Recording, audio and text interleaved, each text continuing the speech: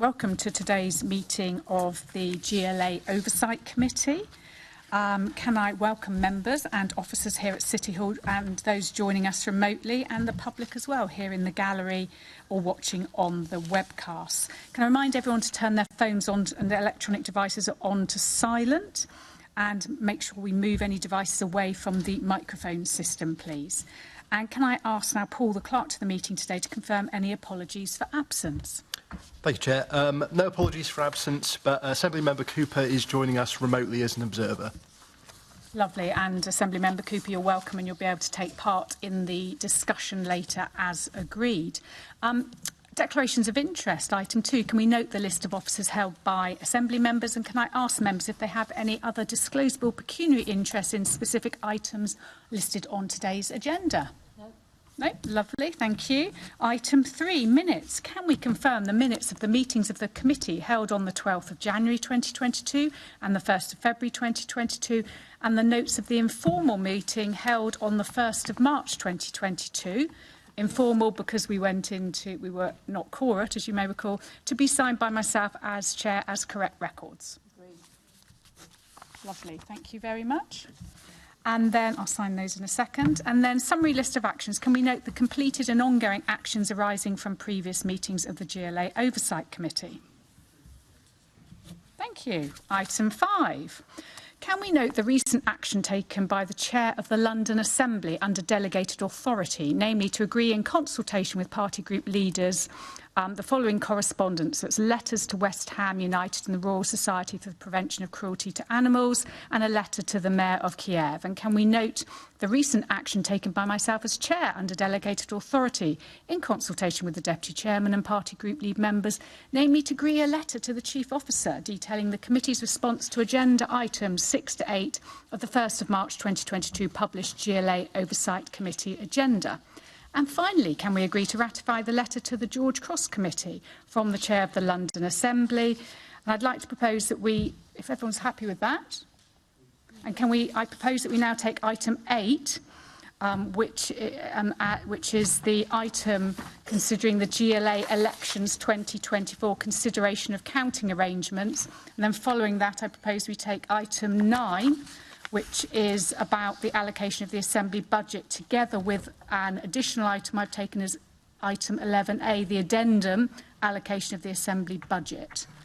So if members are happy with that, I think members are content. Let's move to item 8, looking at the GLA elections, and hand over to Mary Harpley, who's not only Chief Officer, but our returning officer.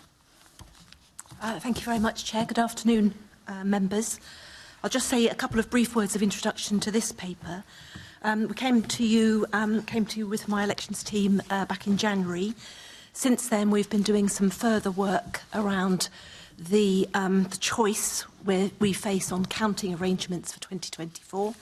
That is whether we should continue to count electronically, as we have always done at the GLA, or move for 2024 to a manual count. You suggested to us, helpfully back in January, that we should seek more time to make this decision.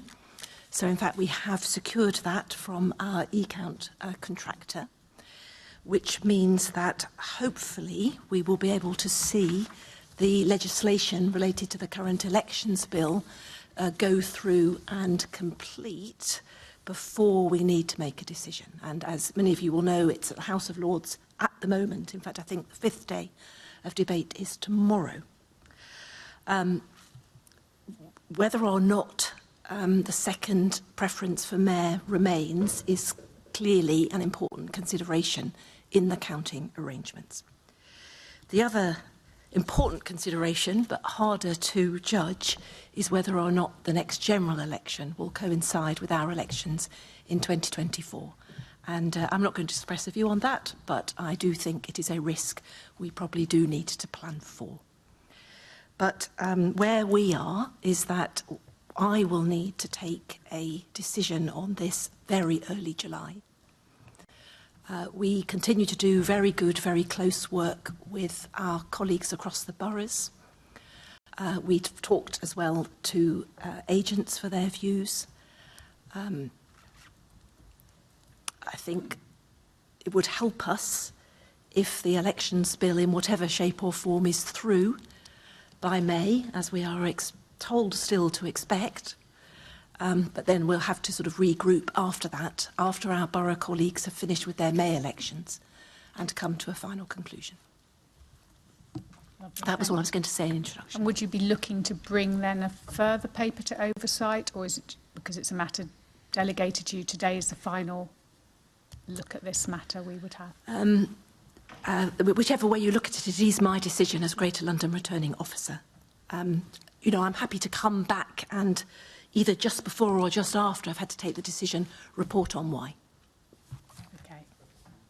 Assembly Member Russell?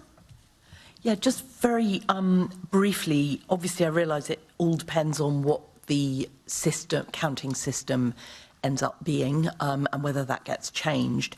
But is it possible to do a manual count if you are also dealing with the supplementary vote system? So, yes, it's possible. It's always been, that choice has always been rejected when it's been considered previously. We, of course, have had probably more of a discussion about a manual count with colleagues across London in more depth than I suspect perhaps ever. And, you know, it does raise that question, what if that choice still remains on the ballot paper? Should we count manually, even so? So, you know, let's see where the legislation gets to before we take that. But yes, it's not off the table entirely, is it, Alex?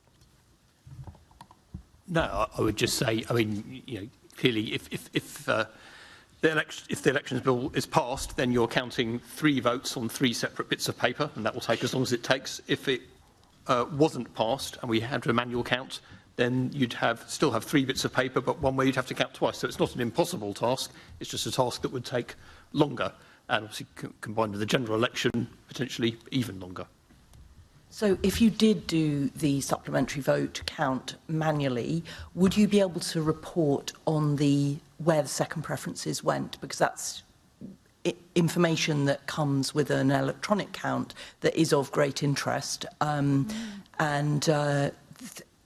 Yes, are you able to do a manual count on that and provide that information? Yes, we would. Yeah. Not as easily as we can through the electronic count, I would add. Yeah. Okay, Assembly Member Prince. Thank you, Chair. Mary, you said that you would be happy to come back to us either just before or just after you've made your decision. May I suggest that you do it before you make the decision? While obviously I completely respect it's your decision and your decision only to make, you might want to take on board the thoughts and considerations of the Assembly to help you in making that judgment.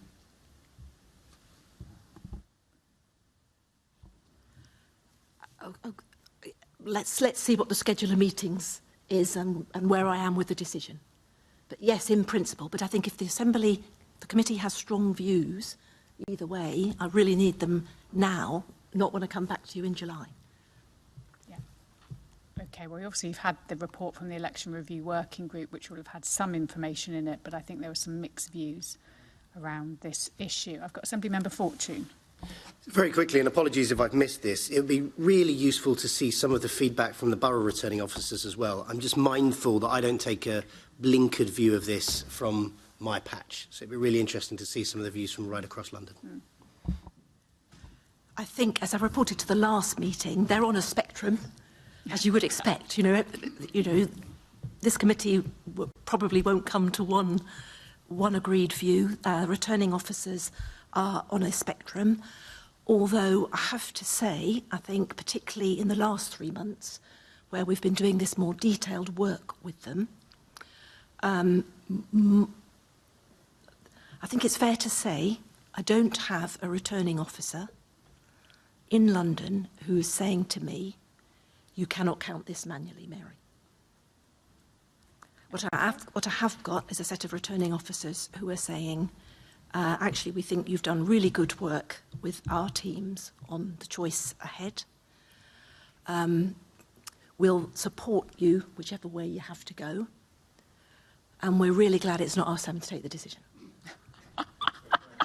That's very, very good of them. Lovely. Assemblymember Duval. Well, that's part of the answer, isn't it? The question is, you can do it manually. No one's questioning that. The question is, how quickly can a result be delivered and how reasonable?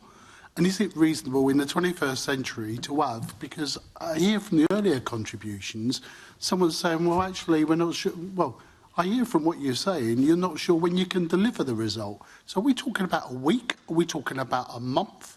Are we talking about 2 months in terms of results? So when do we think we can have a result for mayoral elections and assembly elections done by manually? Because I think that's the most important thing. There's something between someone voting and what they expect of when they will get a result for those that are interested in outcomes. And it ain't just, hopefully, the politicians around that. Hopefully the citizens of London want to know the result and are waiting for it patiently. So the question, that seems to me pretty crucial about that. And then how do we, as it may drag on, what hold have we got? I'm all for working with local government, but it isn't going to be their priority during a general election.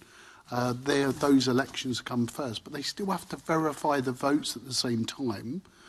So that will impact on their results, I presume. Do you know what I mean, to be honest? But what are we talking about? In your modelling, what's the scenarios have you worked out if we had to move to manually?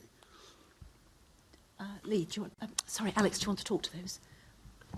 So attached to the paper, we had a sort of appendix with some sort of flow charts that we've worked through with boroughs that are that are deliverable. I mean, there's a lot of different ways you could do it. So if it's no general election, one sample says that Friday you could do mayoral and constituency. Saturday you could do the London wides. So that's 2 days.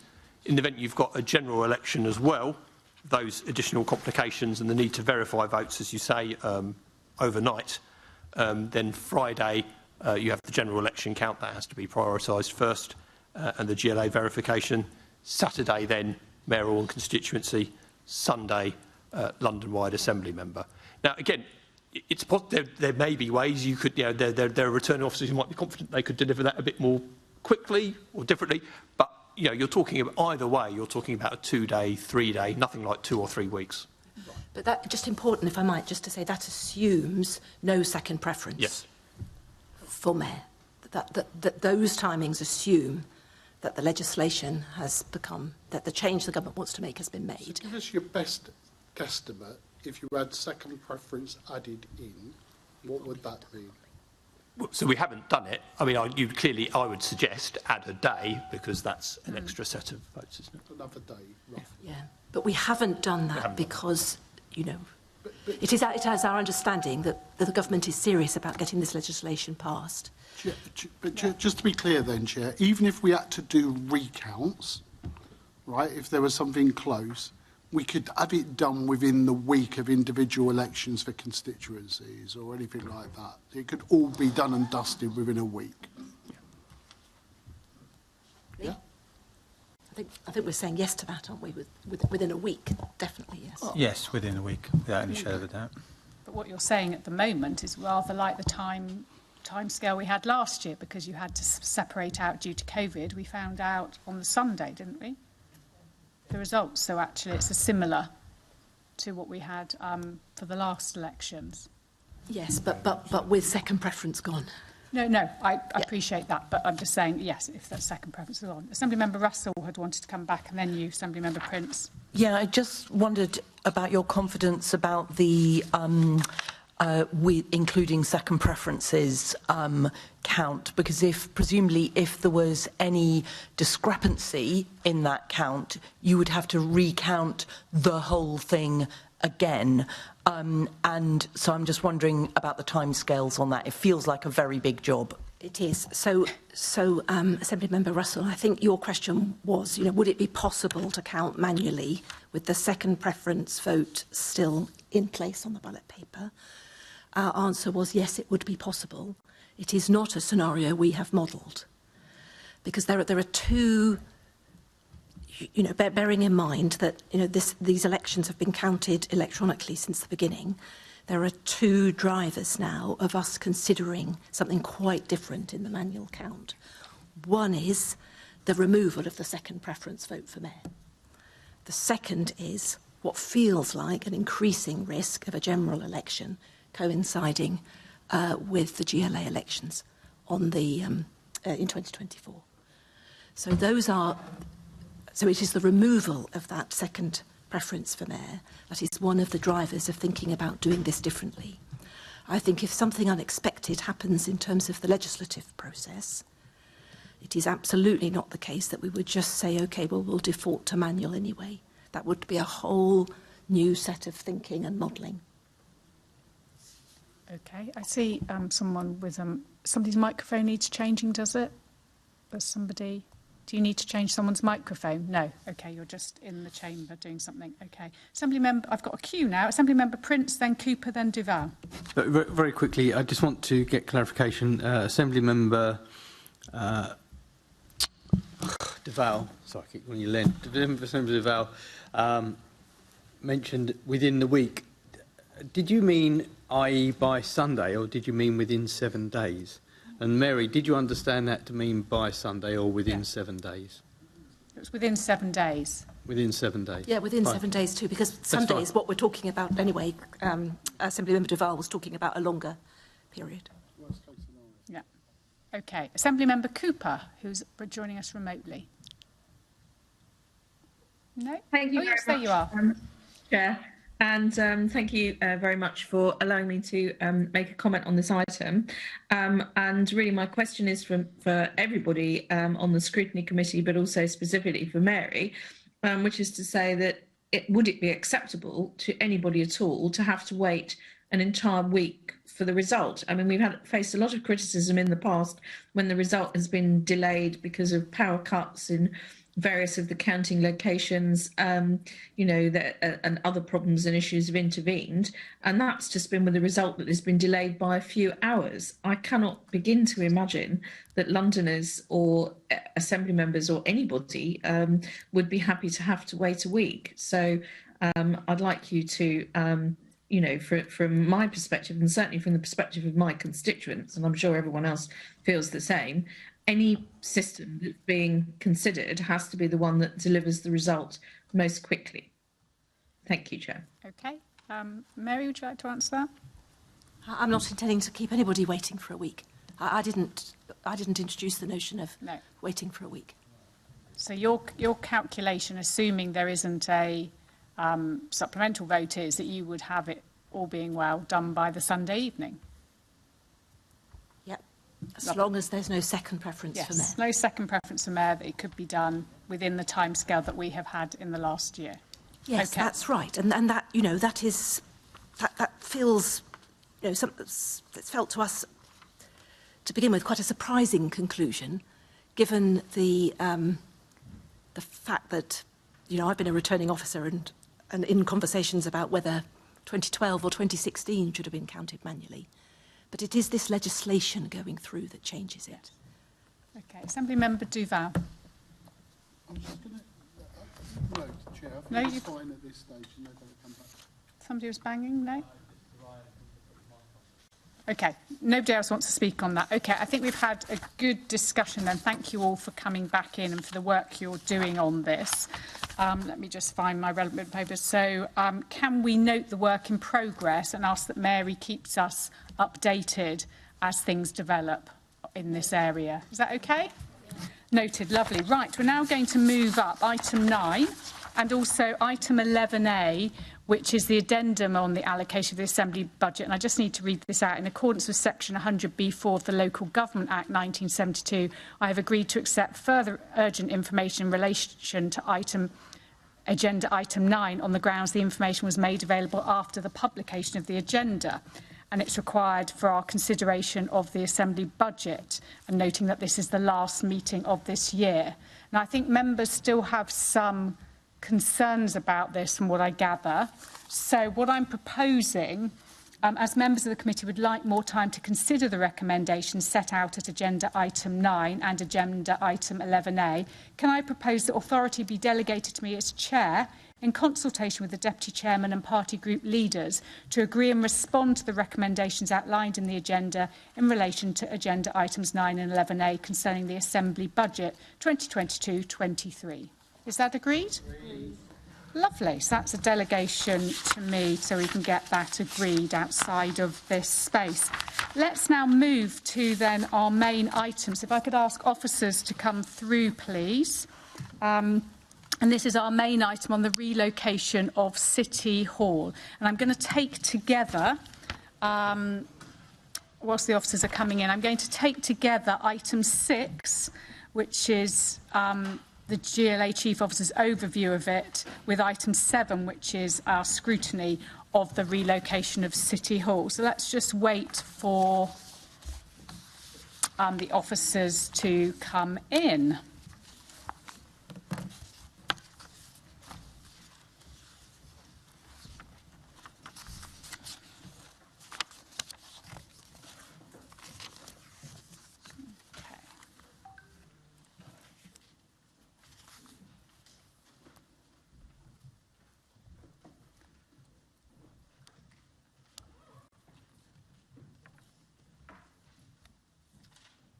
Okay, so this is our main item of business today, which is our question and answer session regarding the relocation of City Hall. Mary Harpley, Chief Officer, has provided a report at agenda item 6, which gives an overview of the work leading up to and following the Mayor's decision to relocate City Hall. And can I welcome before us today the officers who are here to answer our questions. So we have got David Galley, Executive Director for Resources. Welcome, David. We have got Simon Grinter, Head of Facilities Management. Welcome, Simon. Rickardo Hyatt, Executive Director for Housing and Land. Welcome. We've then got Millie Kiely-Horn, Programme Director for City Hall Relocation, and Steve Sheasby, Senior Programme Manager, City Hall Relocation, alongside the Chief Officer. So welcome all of you. Thank you for coming along today. We've broken our questioning down into specific areas, and I'm going to kick off. I'm starting a section looking at the management case for this decision that was made by the Mayor. So if I'm just going to ask the questions, and then between, I guess, Mary, you might lead, but you will decide which officer is best to answer this. So what are the key reasons behind the project's delays? Because we were due to move in originally in October, then December, then February, and now we have arrived this week. And of course, there are still some issues with getting the building fully ready. So what are the key reasons behind the delays?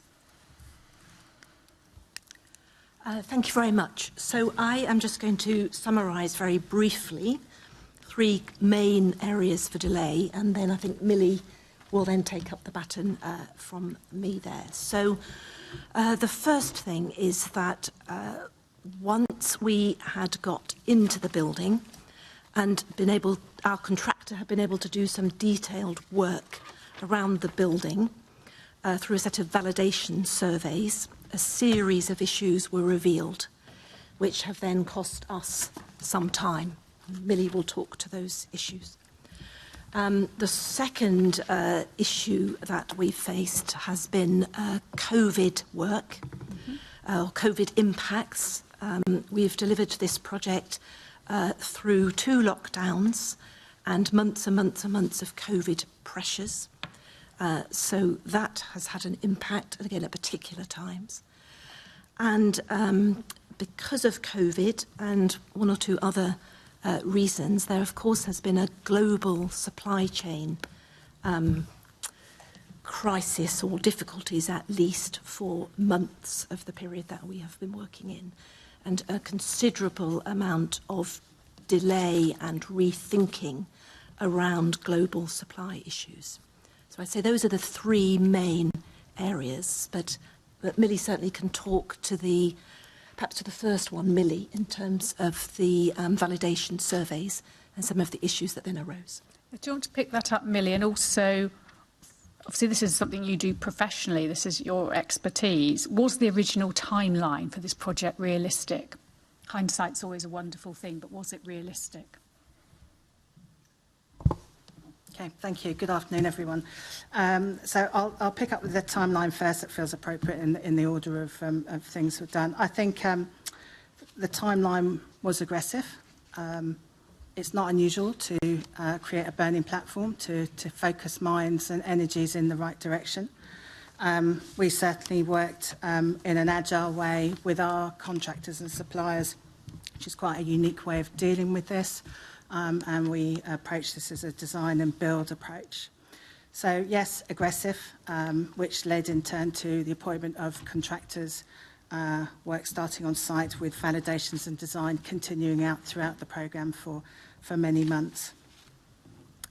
Some of the key issues that we experienced post the appointment of ISG and the ongoing work around the validations is the raised access floor in the north of the building. I'm pretty certain you're fairly familiar with the circumstances, how that arose, but effectively the building had a water leak, and we originally thought that we would be able to replace some of it.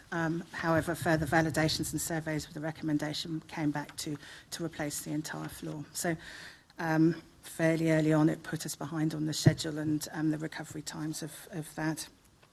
I'll come back on the raised access floor a little later if you don't mind. We then encountered the building management system, and again the validations raised some issues around that and the potential to repair or to replace. We felt it was more cost effective in the end to replace it as an entire system with all the full associated warranties with that, rather than trying to repair piecemeal. What do you mean by the building management system? Could you just expand? So that's really the heart and brains and the lung of the building. So that will determine lighting, heating, cooling. Right. So it's the main core of the building. And then effectively supply chains. And I think it took the market, everyone by surprise, particularly in the construction side of things, how much the supply chain was impacted, and timescales went from a 4 to 6 week lead time, in some instances to a 30-week lead time in trying to get materials to site. So all of that meant that the programme had to be rescheduled, resources, skills and materials to site. So it wasn't an insignificant impact, the global supply chain. Okay, that's very helpful. And I don't know, this one might be for Mary. What staff resource has there been dedicated to managing this project? And did you have enough skill set and quantity of staff there leading on this? So again, I will summarise, if I might, Chair, and then pass to Millie. So the people in front of you today are the core of the relocation team on the GLA side. One or two others who aren't with us today. But backing everybody here are professional teams, Simon's team being a good case in point in terms of the entire FM team. But of course, you know, we have marshalled the support of a whole set of professionals, construction and other professionals. So to which Millie can talk. I think the team will want to answer this question probably rather than me. I think in terms of our resource, we had exactly the right people in this project. I think if we had known some of the complications facing us, particularly some of the supply chain issues that Millie has talked about, we would probably have had a bigger team to try and deal with some of those. But by the time those were facing us, we were sort of in the middle of it all. Mm-hmm. So you are looking at a team who have been, and others who aren't here, who have been working flat out for months. But Millie, you'll be better than me to talk to the professional resource we've had at hand. Sure. So Mary's talked about the resource internally to the GLA and how we pulled on TG and FM to provide the additional support in terms of design. But we also had Gerald Eve, who are our project managers that would have managed our construction supplies on a day-to-day basis. We also had Core 5, which is our quantity surveyors, who were our cost managers. We engaged an organisation called Arup, who led into the design around security, floor layout. We had the architects for this fabulous space of Project 00. So we pulled in all the necessary consultants and special advisors that have those unique skills to create space that you now occupy today. Okay, so you had specialist people, including project managers who focused only on the construction. So these are experts in that area. Yeah, exactly. So the organisation is called Gerald Eve, and they sit between us, the client, and our construction partners, ISG. And whether it's yourself, I guess, as well as these experts who you have in different areas, what project management techniques were deployed to manage this project? Is there a standard off the shelf where you manage something like this and you're then managing these other experts who are focusing on different aspects of delivery? Yeah, so there's a clear methodology around how you would manage risks, reporting. We shared with you some weeks ago the strategic plan, so the mapping of these schedules and the overarching project documentation.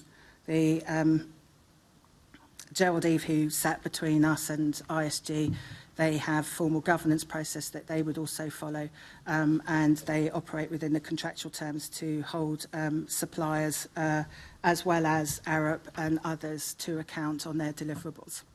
I, in turn, then had meetings with Gerald Eve as a form and place for escalation. I think throughout the programme, once we started to become a little nervous around the delivery and timelines, Steve and I became far more involved with ISG and really inserting ourselves into the programme to satisfy ourselves that what was being delivered and to the timescales that we wanted them to do so. Does that suggest that actually your expert consultants, Gerald Eve or whatever they're called, weren't getting the construction company to do what they said they were, and therefore you had to then step in? I think because the timescales were reasonably aggressive and the volume and amount of work that needed to be done, we had to provide some supplementary resource to help that side of the programme.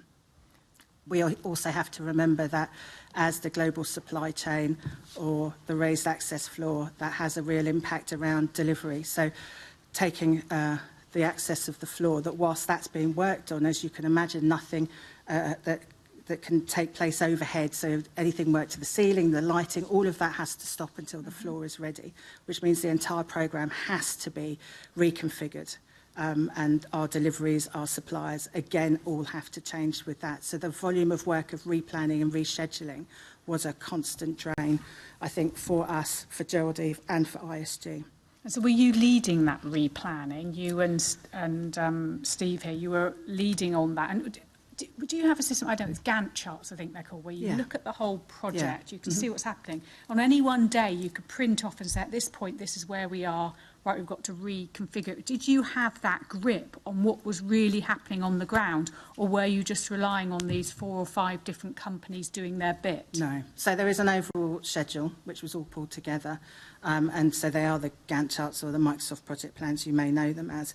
Now, we've had 13 revisions which have been accepted, so they get issued by ISG, which involves Arup and everybody else taking part in that, and that forms a lengthy meeting every Friday. Gerald Eve ratify that and either decide that we accept the changes in the timelines, or we don't accept those and we reject the plan and we go back through that again. Now, it could be rejected for a numerous set of reasons. Something around, I'll keep using the same example, the raised access floor, when they would say it would be delivered on the 1st of June and they've then issued the plan and it's a different date and we want to understand the date before we're prepared to accept the plan and understand the issues that sit in with that. So we would then understand the changes in those plans that would come through. Typically, there is a new revised plan that would come through each month, but each week we would sit with the supplier and we would go line by line through their plan to understand what was going on.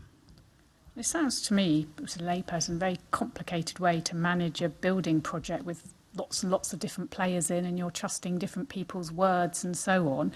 Have you learned any lessons from the delay? How would you approach this if you were starting now and knowing what you do now? I think the validations and the surveys being completed up front would have helped de-risk the programme. It meant that we lived with uncertainty and change for a lot longer than perhaps we would have liked to have done so. I also think there's a positive lesson learned from this, that actually the construction industry can be agile, and I think working with ISG was hugely collaborative for many months to get you a space that we're in now. So yes, there's always lessons learned. It is complex, but all building projects are complex. They are, so it's knowing what you're doing from the start, so actually taking that time at the start to assess the situation. You would have been in a more accurate, you could have planned more accurately the works. It would have, yeah, I think we would have known, particularly around the BMS and the raised access floor, in advance of that, we would have been able to plan more accordingly, yes. Some of the other issues as well. Okay, and we're going to get into detail to the finances, but what has been the overall, maybe this is to David Galley, what is the overall financial impact of the delays? And how are you funding that? I mean, perversely, the delay has actually probably saved us money. As soon as we left Old City Hall, we immediately stopped paying the rent and rates, so that saving then has already arisen. Similarly, in our rental payment for this building, has been delayed until we've actually gained occupancy. Now, clearly, the will come onto the detail of the additional costs that have arisen from the delays coming in, but obviously that's still at the moment subject to all sorts of negotiations with our contractor, which I'm happy, obviously, and Millie, I'm sure Mary will get into in more detail. So those obviously still to be finalised. But in terms of the crystallisation of the savings as against the additional costs, the important thing is that the move out of Old City Hall was then generated that savings to start. Okay, well, we're going to get into detail on the finances in a further section on this. So let's just keep focusing on this management case, as it were. But what do you think, and this probably is to you, Mary, as Chief Officer, what is the reputational impact on the GLA of basically not having a home? We've not had a City Hall for months and months on end. Do you not see that as damaging? So we have spent 3.5 months between City Halls. We didn't leave the last City Hall until the first week of December. We're now in the new City Hall in the middle of March. So it's 3.5 months, not months and months and months. The second thing I would say is that we have delivered a new civic building of some stature within 15 months of getting planning permission, through a global pandemic, through global supply chain issues, to budget. I don't think that damages our reputation at all. And I would say, actually, this is one of the projects through, in London over the last few months that actually has pretty much got to where we said we would get to. As Millie said, the first timetable was, I liked your word, aggressive. I think it probably was aggressive.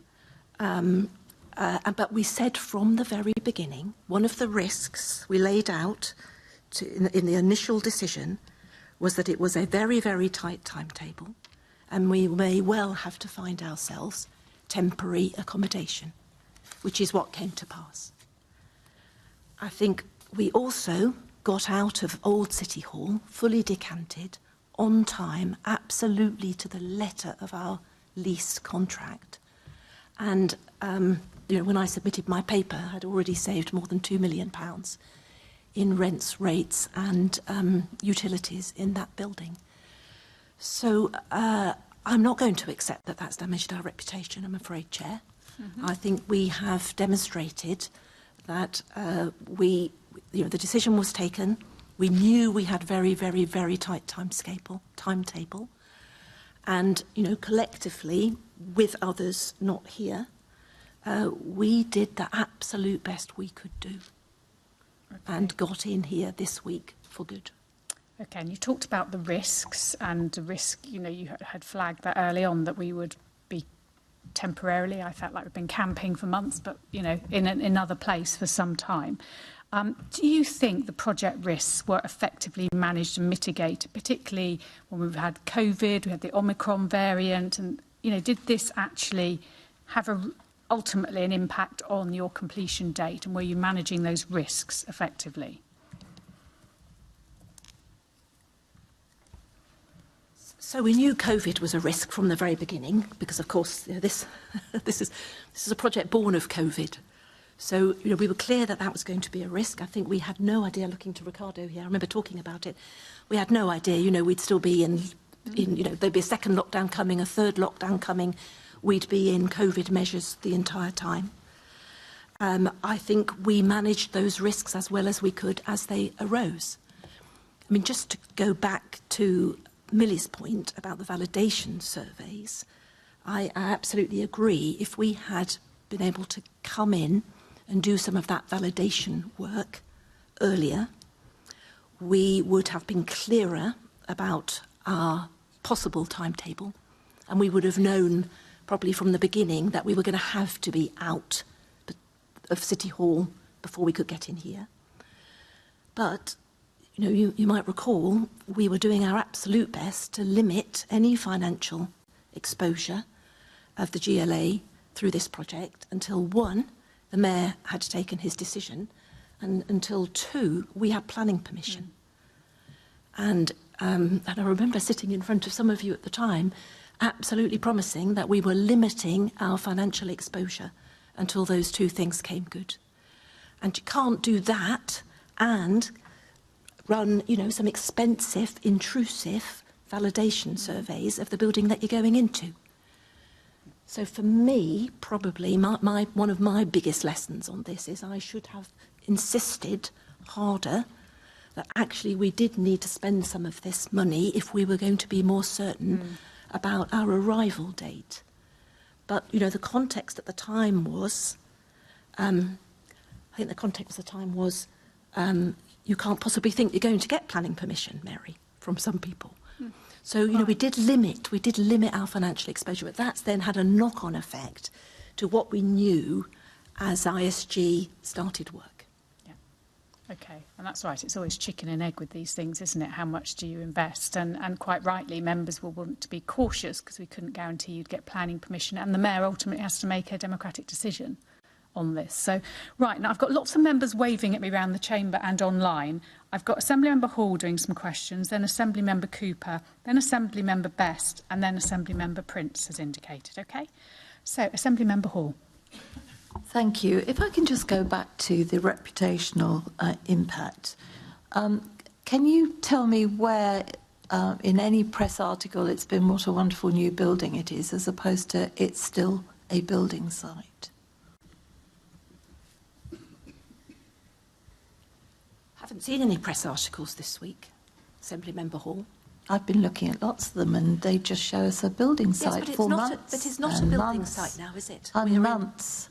No, but we're looking to what has happened. And if we, I assure you, I've seen none. It's just this City Hall that's supposed to be opening is still a building site. Although, of course, we didn't realise the joy of having no home at all would save us money. So perhaps we should have thought about that. If I can say, we were all very concerned, despite the fact that you absolutely promised us we'd be in here before Christmas, Mary. So I asked you on numerous occasions if we could have these Gantt charts or project plans, whatever you want to call them. You constantly promised them, you didn't deliver them. Can you explain why this committee actually had to issue a summons for information relating to the relocation when that information should have been easily available to elected London Assembly members?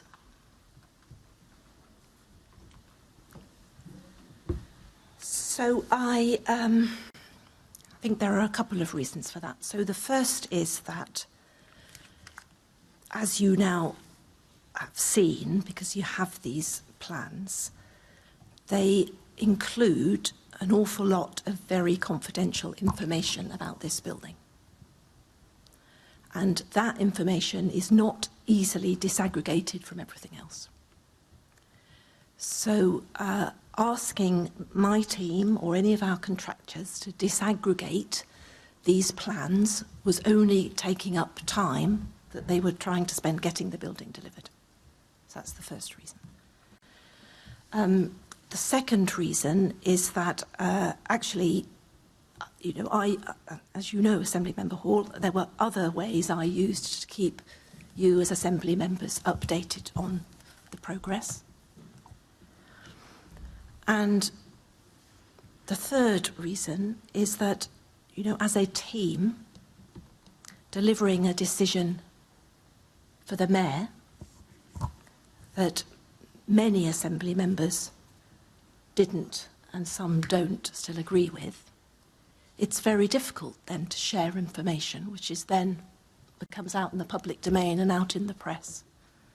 So, you know, I had to be very careful in terms of what we released, when, to try and keep this project on track and actually to protect the reputation of the GLA.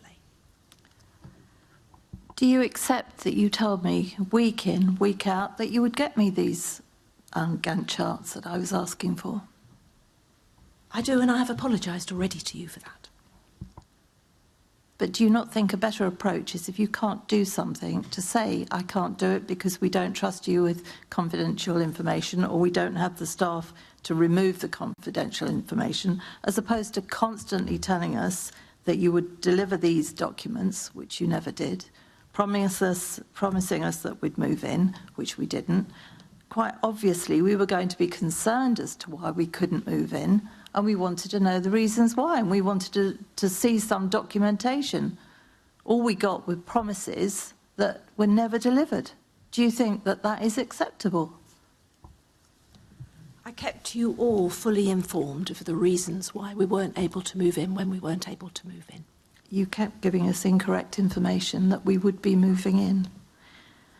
The project plan suggests changes to the overall programme approach and assumptions about the extent of the work that would be completed before the staff moved in. What drove these changes in approach?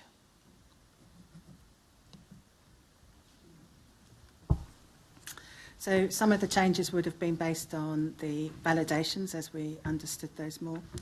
Others focused on the security aspects of the changes needed to support the building.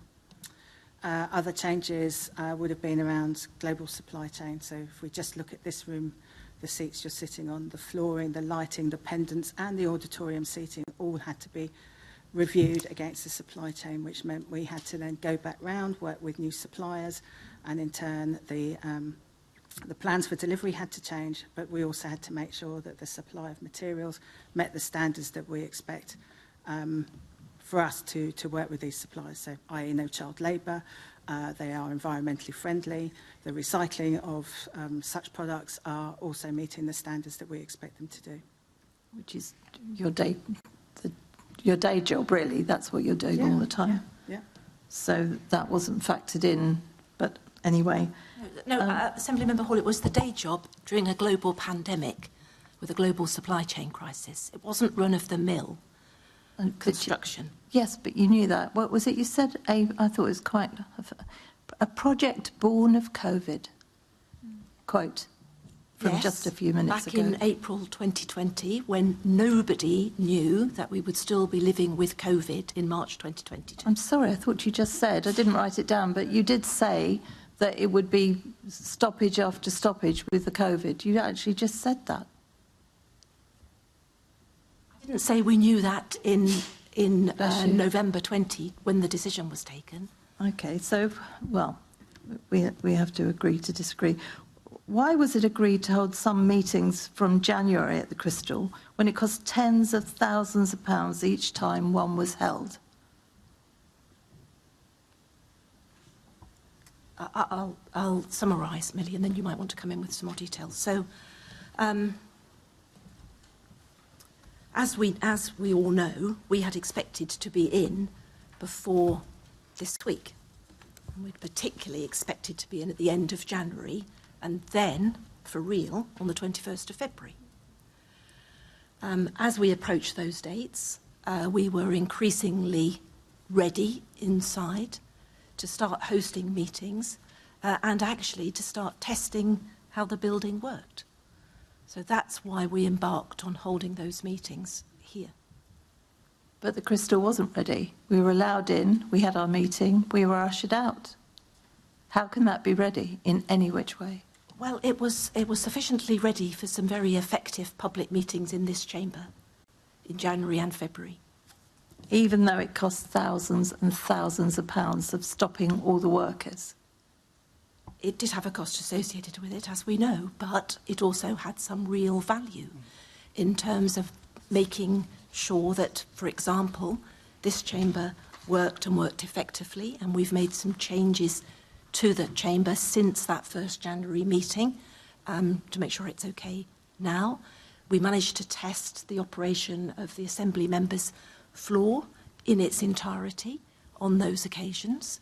The second floor of the building wasn't ready and didn't get tested, but actually it has made for what I think is an incredibly successful landing in this building this week. And we would not have achieved that without some testing of the facilities. I don't know if you Can you just remind us how much it did cost to stop the builders on 2 occasions? Is that specifically? Section, yes, we've got that in the finance section. So right, okay, we'll ask that specifically then. Up, yeah. Yes, we must make note of how much that project cost. When did it become clear that the building would not be ready for a phased move-in from the 21st of February? It became obvious the Tuesday before. So with the date of that? I think it was the 15th of February, wasn't it? Yeah. And the announcement was on the 17th? Yes, it was half-term week. So if you were expecting to move into the building 4 days after the move was cancelled, why did it then take another 4 weeks? Because you must have been just at the very edge of it being ready to be opened, but it still took another 4 weeks. Why? Because it became clear from the contractor that we were not as close to being able to open as we had thought. And so what we have done in the last 3 to 4 weeks is the contractor, lead contractor and their subcontractors have been in here working pretty much flat out for at least 2 of those 4 weeks. So they must have been way off being ready. Did none of our project team notice that they were far from being ready? So the reporting coming from our lead contractor consistently said occupation for the 21st of February. Engagement at a lower level within their organisation started to allude to the fact that we were facing challenges around those dates. It is very difficult to run a programme on gut instinct when everything else in reporting, escalation, risks and issues are saying counter. I needed to be absolutely certain that what I believed to be a delay that would be occurring took some time to be able to surface from those suppliers. Were you aware that we as Assembly members were saying we don't want to go into the building until it's finished? There must be an incredible cost implication for builders having to stop and start and stop and start. Were you made aware that we were saying this is utterly ridiculous, we should let the builders finish as opposed to incurring costs for taxpayers? Some opinions were shared with me. Was that one shared with you? I don't think in its ferocity, but yes, certainly It's a shame you didn't speak to me, because I would have... we must bear in mind all the money they spent is taxpayers' money. So what was the reason behind the decision to open the new City Hall before it was finished then? You mean in terms of plenary and MQT? Yes, basically. So I think, believe Mary's probably answered that, but we also used the opportunity as a soft opening to be able to use the building as much as we could. So what is an acceptable level of works while staff are in the building with regards to health and safety? I think, Simon, would you like to come in at this point? I think, Assembly Member Hall, can we just be clear? Are you still talking about when we came in for the meetings, or are you talking about us in here now? We were talking about those old meetings, aren't we? I'm talking about before what's an acceptable level. Okay, thank you. Thank you. We worked very closely with the contractors, and we did our risk assessments, inspected the area and checked appropriate statutory information, and we were happy that as long as we used the areas which had been offered to us, which you remember was this space, the cafe, the first floor, and that we didn't use the north wing or the other entrances where there was still work going on, that it was a safe environment in which to work. And also, as you've already mentioned, noisy and disruptive building works were actually stopped during those meetings, so we didn't have people physically working around us. I believe a security officer member fell down a manhole. There was an accident on site on one of the days that we were open to meetings. It wasn't a manhole. It was a piece of flooring. So a full accident investigation was done following that, and appropriate remediation work was done. It was reported as it probably should be, both in the accident books of the GLA and of the contractor. It did not meet the criteria to be reported to the HSE under Rickardo. But yes, there was an accident on one day. Yeah, which obviously could have been avoided had we finished everything before anybody came back in, surely. Well, we had used the building on other days in that area, and the accident hadn't occurred then. So we had no concerns about that particular space at that time. So is City Hall now, or this City Hall, now fully operational as from the 21st of March? Is everything working? Yes. Good. And how exactly are you hoping to manage the reduction in desk space? And I'm not talking about the political offices, we're fine. I'm talking about the Secretariat, etc.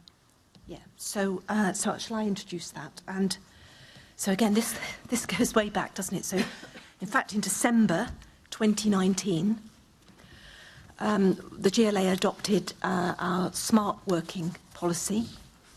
And we did that, some of us will recall, because there wasn't enough space for us all in City Hall.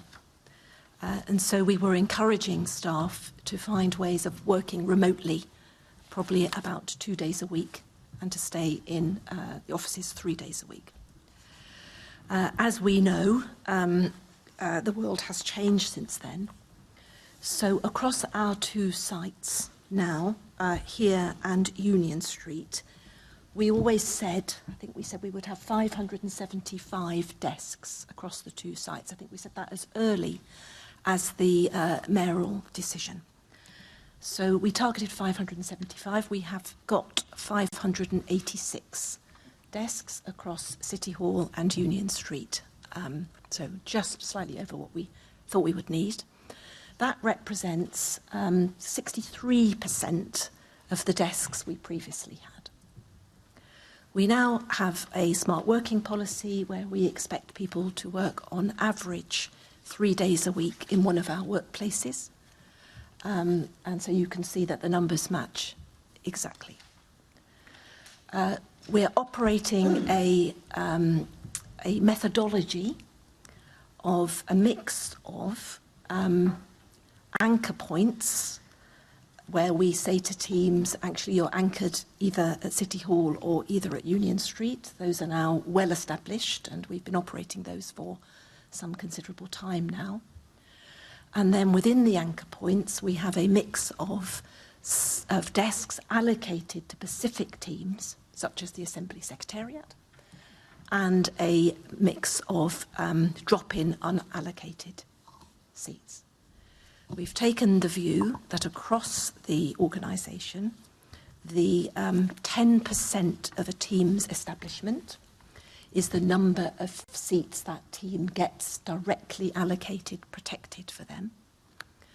And then they, like everybody else, has access to the unallocated drop-in desks.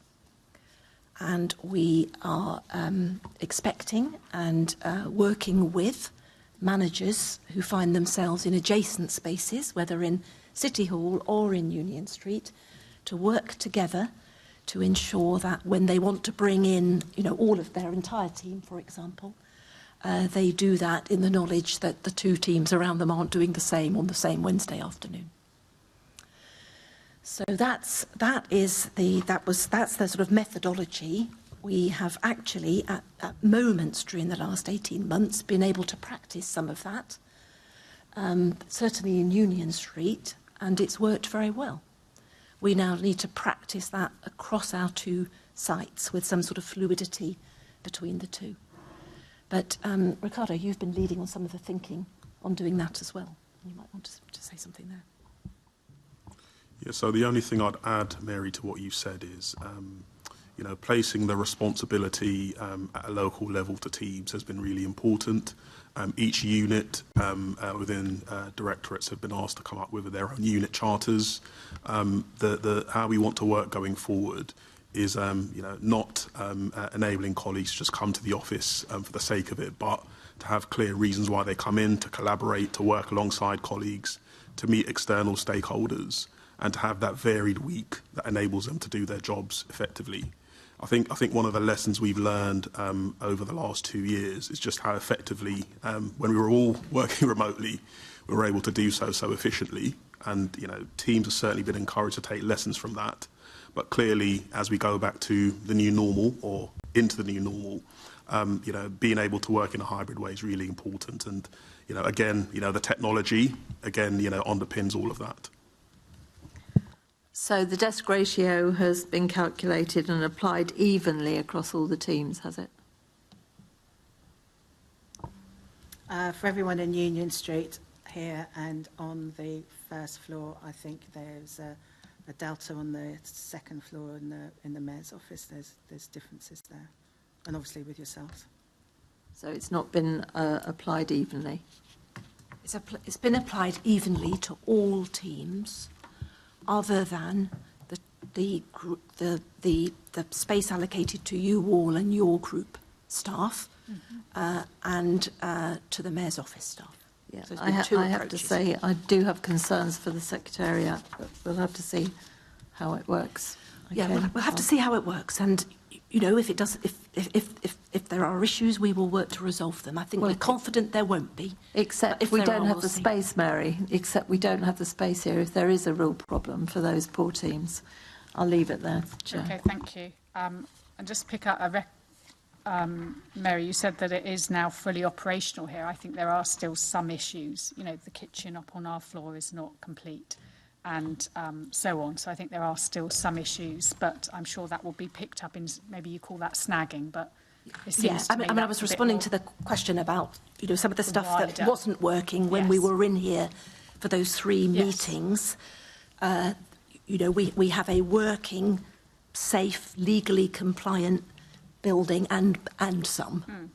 There will, of course, be some snagging to do, and, as is clear outside, there's 1 or 2 pieces of work still happening outside, but, those are to do with the global supply issues that Millie has been talking about. Okay, lovely. I've got Assembly Member Cooper remotely. Assembly Member Cooper. Thanks very much, Chair. I wonder if this is something maybe for Millie. You haven't mentioned it yet, but obviously with agreeing a contract with the contractors, you will have included contingencies, both in terms of money, but also in terms of time.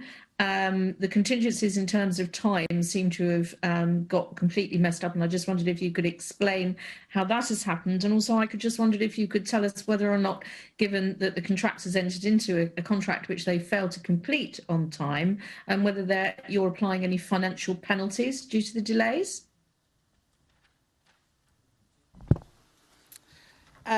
So we are continuing to work with our suppliers in understanding the contractual delivery and finances. We aren't there in ratifying those costs yet, and we'll be working with GLA to come to a conclusion over the next coming weeks around costs. So does that mean that they might be subject to financial penalties, but you've not yet made a decision? Like I say, it's an ongoing conversation, and I think it's a difficult one to answer in a public forum. If I'm quite honest, I think it's rather challenging at the moment. But yes, we'll be looking at the costs in detail. I'm sure the chair will be happy to receive a private correspondence later on that matter. I just wondered if I could come to Mary. Mary, obviously we had a series of meetings about this, and we were encouraging all of our staff to pack up during September, October and November. And in fact, we finished packing up and moved out of the building at the end of November. So it's actually been 4 months from the end of November, pretty much almost exactly, until occupation this week. We came on a visit. We had teams of staff came in, and the building site was sort of, safe routes were created so that we didn't have to wear hard hats. And it was very obvious to a number of us who came on that visit, which was in October. I spoke to you after that, certainly directly, and Susan Hall, Assembly Member Susan Hall, wrote to you. Because we were concerned after that visit that it was pretty obvious that it was not going to be finished before Christmas. And indeed, I said it would be the end of January at the absolute earliest, probably sometime in February. But I wondered if we could be told why it was several months when we were still being told that we were going to be able to be in before Christmas. And indeed, there was actually a public press release that came out which, stated that it was the Assembly that was stopping us coming into what was effectively a building site still before Christmas. Could you explain why there was such a long gap at that point between us coming to a building site and recognising that it was nowhere near completion and us finally being told that, no, it was a building site and was not near completion? So I will ask Millie to talk to the detail of this, but we were being told by the contractor for a considerable time that the 31st of December was a realistic handover date. So, as we've said, there were a number of issues that we were struggling with at any one time. The one, of course, that, again, Assembly Member Cooper, you have heard me talk about before, is even once the team had managed to find the replacement supplier for the floor, we then had the problem with the supplier that was providing the final coating for the floor. In fact, it went bust, the supplier went bust. Mm-hmm. The whole thing then had to be re-specced, resourced, came from Belgium and Italy. You will recognise this story, Assembly Member Cooper, and then got stuck in customs. I'm sorry, I don't like to interrupt, but if you don't mind, Chair, I just will. It's just that when we came to visit in October, the evidence that we saw with our eyes led us to believe that, whatever the causes or the actual, huge amount of detail and where things were coming from and what had gone bust and this, that and the other, that there was absolutely no chance of it being ready before Christmas. And I might remind you that MQT, Mayor's Question Time Before Christmas, was not on the 31st of December. It was quite a lot earlier than that. So perhaps Millie is the person who needs to answer this question. Why was it that we were still being told for so long, when it was obvious with the evidence of our own eyes, that it was not ready before the end of the year? Sure. So I remember the visit, and the objective was really to help people and understand the space that they were moving to. So I have the timeline of events in front of me. So at that time, in October, we were very clear and we were holding to schedule for delivery in December. It was not until in November that we experienced issues with our supplier for the raised access floor. There is no way in October we had the ability to foresee those issues that were happening. If we had maintained with our supplier and didn't have to then bring aggregates and resin from abroad, which then got stuck in customs for 2 weeks, I'm reasonably confident we would have been further ahead than where we actually were. It was a real significant issue with the floor holding us up for 50% of the building for quite a protracted period of time. But at the point of October, I will repeat, we were confident at the time with our supplier that we would have hit the date in December. I might be slightly more inclined to believe you if we then didn't go through exactly the same round of failing to understand that, you know, it was going to be massively delayed. You've just told Assemblymember Hall after she asked you that the 15th of February, which is incredibly close to when we were being told that, yes, we would be in full occupation. And I am actually just wondering, you know, how many people were going on site and chivying the team? Well, you know, who was the project manager? Is it actually really possible for people not to have noticed until literally a few days before it was all supposed to be open on the 21st of February, that it wasn't actually ready, and then not to be ready for a further month? I mean, I do find that extremely difficult to understand.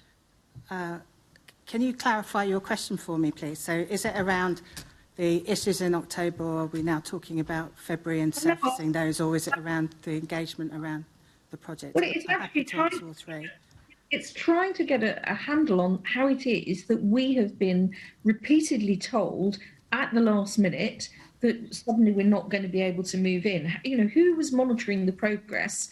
Why does it seem to have been so ineffective? Bearing in mind, we've been expected to pack up our offices, and we've been homeless effectively since the 26th of November. We've been camping in somebody else's office. Sure. So, Assemblymember, I share your frustrations.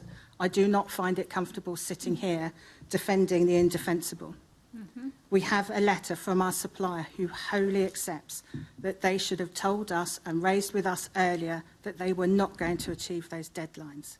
It was only because I held them to account, I dragged them to meetings, that surfaced this. I think they would have taken it further to the wire.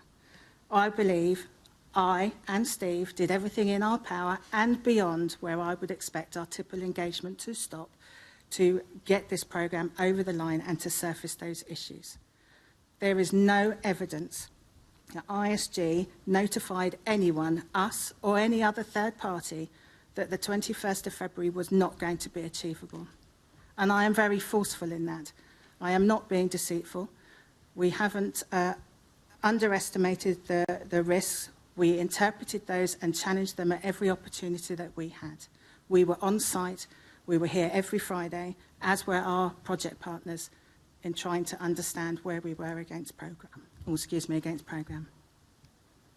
Okay, well, I refer you back to my previous comments about financial penalties, but I find it quite astonishing that a firm of builders managed to just not communicate. And having visited the site myself, it just did not look as though it was going to be ready by the end of December. However, I just want to turn to the point about the fact that we came in and had a series of meetings in January and February. And I just wondered, leaving aside any issues relating to the cost of those, I wonder if you could tell us, obviously, you know, the building works had to be stopped, safe routes had to be created, barriers had to be put up so that nobody by mistake wandered into a dangerous area. And in a couple of cases, that was sort of 2 or 3 days in a row. I wonder if you could tell us how many extra days of delay were caused by the meetings being held in the new building, lovely as it now is, by us all coming in and out. And obviously, we were then being asked to leave very soon after the meeting so that you know, things could start being turned back into a building site. Could you estimate how many extra days of delay were caused by those meetings being held? It's about 5 days. So the first two meetings was a day and a half, and the final one was a day. Okay, and we also had one where I think we had the Police and Crime Committee followed by the Plenary Committee, so that must have been more than a day and a half, No, that I was think. just a day. Yeah. Okay, and I just wondered, also, perhaps Mary, you could comment on, we came in for those meetings. It was effectively a building site in much parts of the building. Indeed, we sat in the chamber, and some of us were so cold we had to put our coats on. But I'm actually slightly more concerned about the staff who were left standing around, you know, at the entrance. Do you think it's really acceptable to expect our facilities management staff to stand in what was a very, very cold building site? I wouldn't have asked them to do it if I thought it was unacceptable. Well, I'm pretty sure the temperature is actually ruled out by legislation, which, you know, that people should not be expected to work in something that's less than 65 degrees Fahrenheit, and I can't translate that over into centigrade right at this moment. I just wanted to come back to the issue of the reputational damage. It's been very difficult for us trying to answer questions from our constituents, having moved out at the end of November, having packed up all our stuff, and then people asking, you know, well, what's the new office like? We've obviously been obliged to say, well, we're not kind of technically in it at the moment. Do you really think that there has been no reputational damage to the London Assembly and the Mayor because we've had no homes since the end of November?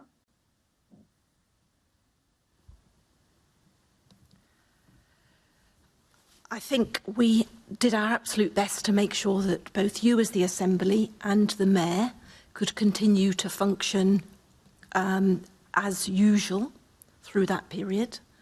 And I think we absolutely achieved that. I know there were just two meetings that week of the 21st of February, where we had been let down by a contractor, where we had to ask, from memory, the Environment Committee and one other committee to meet virtually. Housing, to meet virtually. And I was very grateful to the chairs of those two committees agreeing to that, because we were in a bind that week. But that was the only time I had to go and ask anybody to make a change to their arrangements. I think, you know, as we know, the time has not been a normal time. So, you know, events and things like that have not been happening. So I think we've limited the damage to our reputation from that. I think we have now a fantastic civic space for everyone to come and visit. And as I said before, it's been delivered in 15 months. And we can talk about all the problems and the changing of dates and the slippage. But we've delivered this through a global pandemic and a global supply chain crisis. We've delivered it to budget. And we have been saving money since coming out of City Hall at Tower Bridge since Christmas Eve. I really don't think all of that adds up to reputational damage. If members have felt inconvenienced, I apologise. But we have been trying to deliver this as effectively as we can, and I think we've achieved that. Yes, of course, I'd have liked there to be a seamless transition between old City Hall and now. But we were clear from the beginning that that was an incredibly tight programme. We were clear from the beginning we would almost certainly have to be in a temporary home. And we were in Union Street, a home that actually most of you are familiar with. Many of you wanted to be in permanently, and we made that happen. So I'm sorry for any inconvenience. I'm sorry if people felt they were camping, but I really don't think I've damaged the reputation of the Mayor or the Assembly. Okay, anything else? Anything else? I've just got one final question, if I may, Chair. I was just about to say just one last thing. And I'd like to address this one to David Galley, and it kind of follows on from the point that Mary has just made about saving money. Obviously, moving out of one location and not moving into the other location has saved money. Do you think the Assembly and the Mayor has been sacrificed for that saving of the money? I'm not quite sure I understand your question, Assemblymember Cooper. Can you rephrase it or refocus it?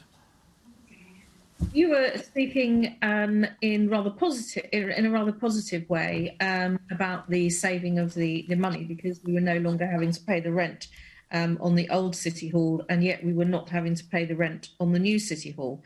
And yet, you know, there has been camping and inconvenience. Do you not think that the saving of the money has been at the expense of, and it's the Assembly and Mayor who've been sacrificed just to save this money?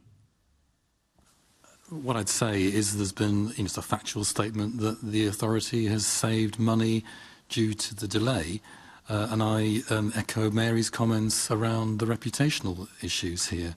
Though I think the two things are distinct. There has been a factual saving of money because of the delay.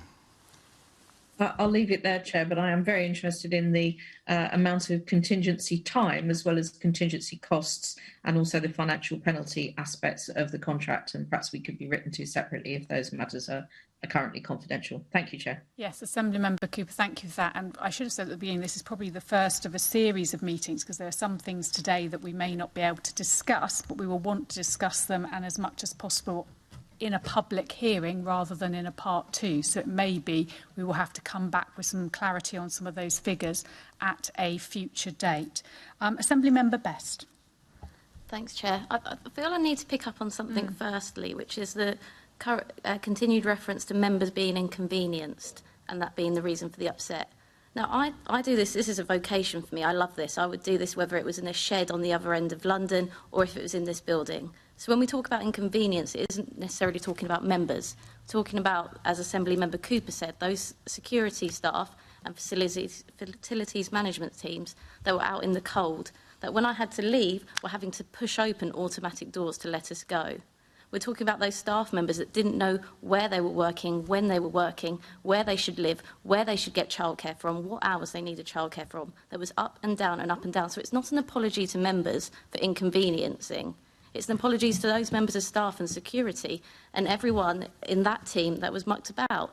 So don't try and belittle it by saying members were inconvenienced, because members here, I'm sure, agree with me, they love their job. And we are, paid a reasonable wage to do so. That's not what we're talking about here. So please don't belittle it by trying to put it onto members trying to talk about their inconvenience. I was purely responding to the comments about having to camp out. And if people felt inconvenienced about that, that's what I was responding to. Simon might want to comment on staff. I think what I would say is that we have incredibly loyal set of staff here right across the GLA. Some of our staff have been more a part of the last 15 months' journey than others, and Simon's team have been amazing.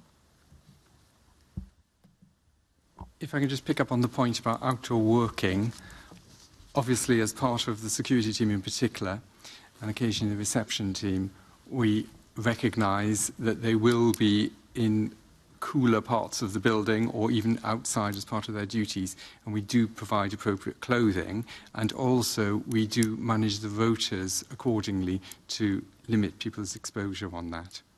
Thanks, Chair. Can I just check then, Simon, quickly, do you think it's appropriate to ask staff to push open automatic doors and for when people are coming and going? Well, it wouldn't be usual, but if it's the only way that we can get people out, then they will be very helpful in order to help people get out of the building. Thanks, Chair. I think a little bit of humility about what people have had to endure, and perhaps more of a stronger apology wouldn't go amiss. And I have to come back quickly as well to the earlier point around reputation. Earlier, Mary, you were asked if having the Mayor's failed move to this new City Hall had affected the reputation of the GLA, and you said that you thought actually the handling of the move was good for the reputation. The Evening Standard reported that it was ridiculous. My London reported this week that we had finally moved in, and another media report was entitled Building Chaos at City Hall and detailed how on the day of the move there was a power cut, there was an evacuation, and there was a flooded bathroom. What part of that is good for our reputation? I think our reputation is bigger than some of the problems that we've faced getting here in the time we've got here through all the global pandemic and global supply chain issues we've faced. So you don't see that those reports and the media's interpretation of the move could be damaging? I think we'll be judged by the building that we have delivered and the business that now happens in this building. I think that's true. I don't necessarily think that's a good thing, though. Okay, just moving on, there's two documents that remain confidential, and those documents, I don't think exposing is too much to say, would paint a much more realistic picture of the decisions made behind making the move. And those documents referred to as Mayoral Decision 2705 and Mayoral Decision 2843 should both have been reviewed for whether they could be declassified as confidential. Could you advise on the reviews of those documents? I'm going to ask David to do that. Thank you, Assemblymember Best. I mean, both documents remain confidential. If they were to be disclosed in detail, then the issues arising from the dilapidations in MD 2843 could potentially open the authority up to a challenge from the contractor. And similarly, the issues in MD 2750 again could open us up to challenge. Now, obviously, the Assembly has these documents in confidence, and I think, as the Chair has indicated earlier, obviously we'd be happy to discuss these in more detail in the confidential session if that's appropriate. And as we get into the finance questions, obviously I'm happy to set as much out as I can in summary around the impact of those two documents to assist your deliberations here. But obviously we may get to a point where we're unable to go sufficiently far in a public forum. But obviously happy to pursue those as the committee wishes. Thanks, David. So why can Mayoral Decision 2843 not be declassified with the redaction of the City Hall dilapidation settlement? I mean, that particular MD is centring on the dilapidations issue, and if that information were to go into the public domain, I think the landlords, our ex-landlord at Old City Hall, their position would be compromised in their plans, whatever they may be, for Old City Hall. So it is genuinely a commercially confidential set of information. No, there are many other parts to that document. So there's the GLAP additional landlord repairs to the Crystal, there's the business case on letting to the GLA versus the business, and there's the overall project cost. There's a number of other elements in there. I'm sure we could look at a redacted version, but the substance of that MD, and particularly the major financial impact, rests on dilapidation. So I'm happy to explore a redacted version going into the public domain that would cover things that would not be subject to that potential litigation from our ex-landlord. Thank you. So I should expect then that we would have, if the dilapidation settlement is the only thing keeping that confidential, we'll have the rest of the elements of that decision made public imminently. On Mayoral Decision 2705, I'm sorry I didn't quite catch the reason for why that was still confidential.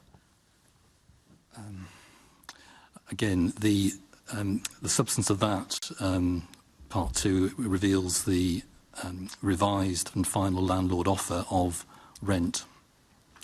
And again, if that were disclosed in the public domain, that could compromise our ex-landlord's position, because clearly that information could become very material in terms of the commercial negotiations they may have around a letting or whatever their intentions were to be for Old City Hall.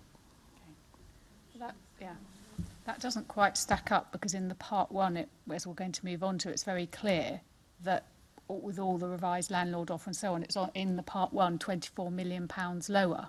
So actually, it's already out there in the Part 1. So, because we have pulled that, we're very careful in our briefing here to respect the confidentiality, but 24 million is in the Part 1. We already have that figure. But it's really the aggregate number isn't really the issue. The issue is the terms and the basis on which the landlord has set out the detail, which is one where there is a real commercial issue for the landlord if that were to be disclosed in detail. So again, a similar question. With that information redacted, can the rest of Mayoral Decision 2705 be made public? Again, I'm happy to look, obviously, with our lawyer's advice around what we can put out as a redacted version of MD 2750. But I would be surprised if the level of detail that the landlord actually made in their final revised offer was one that we could put into the public domain. But again, happy to look at the extent to which you can push that.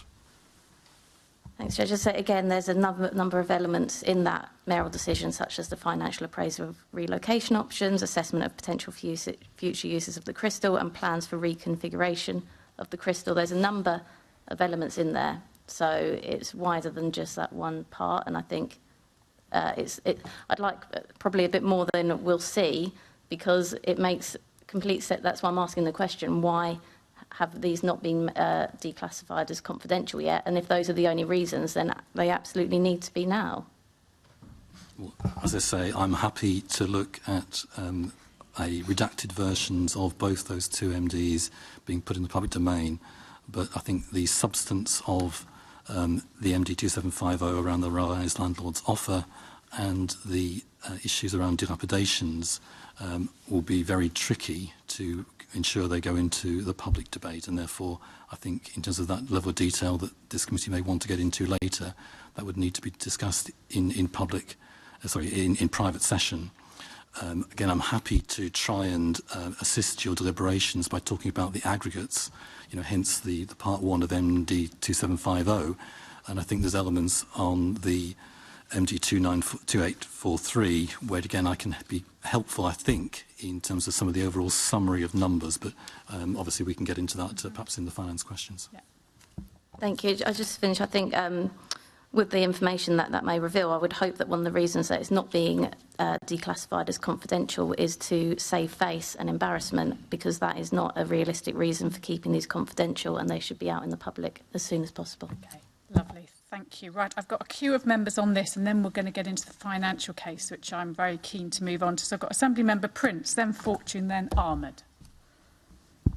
Thank you, Chair. I was only going to ask one question, but more questions have been thrown up on the roof. I want to start on a positive, though, Mary. I'd like to thank you for actually signposting the fire exits, as they are concealed and not obvious, albeit that they're not lit, and I just wonder how easy they would be to find if we were in smoke or in the dark. But it's an improvement on having none over a concealed exit, so thank you for that. I appreciate that.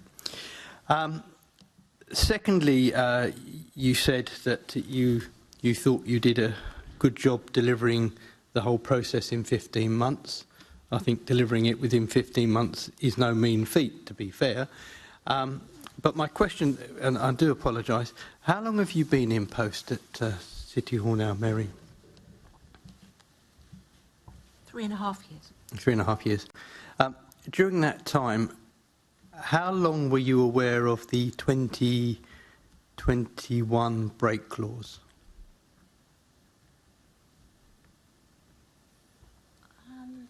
Probably not that long after starting. Okay. So, if that's the case, you could have, of course, had more than the 15 months that it took you to do the preparation work. Would that not be true? When I arrived in September 2018, officers no longer here were advising me that we should take a big floor plate, one of those buildings next to Old City Hall, because we could no longer cope in City Hall. All the focus was on finding extra capacity for a situation, as we all know, because not all of us, but those of us that were there know, was a City Hall that was no longer too big. That was all the focus that was on.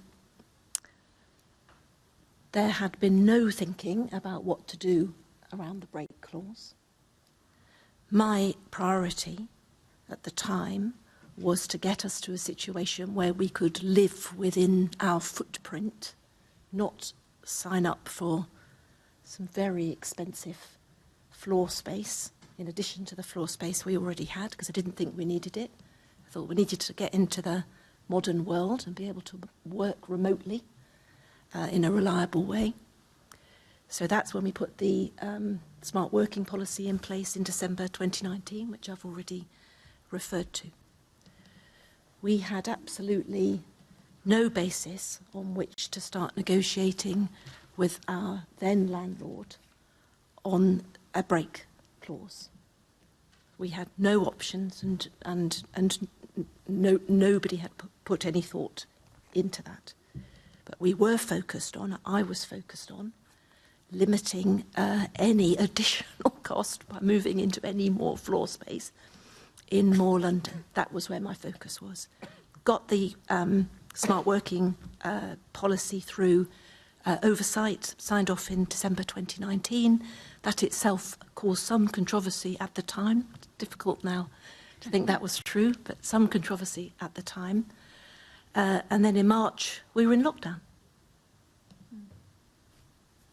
Thank you. So it's fair to say then, really, that the alleged cost-saving situation in which we now find ourselves has nothing to do with a light bulb moment from either your officers or the Mayor of London, but is wholly due to and thanks to COVID, because it forced you into a situation neither you by your own admission nor the Mayor had imagined themselves.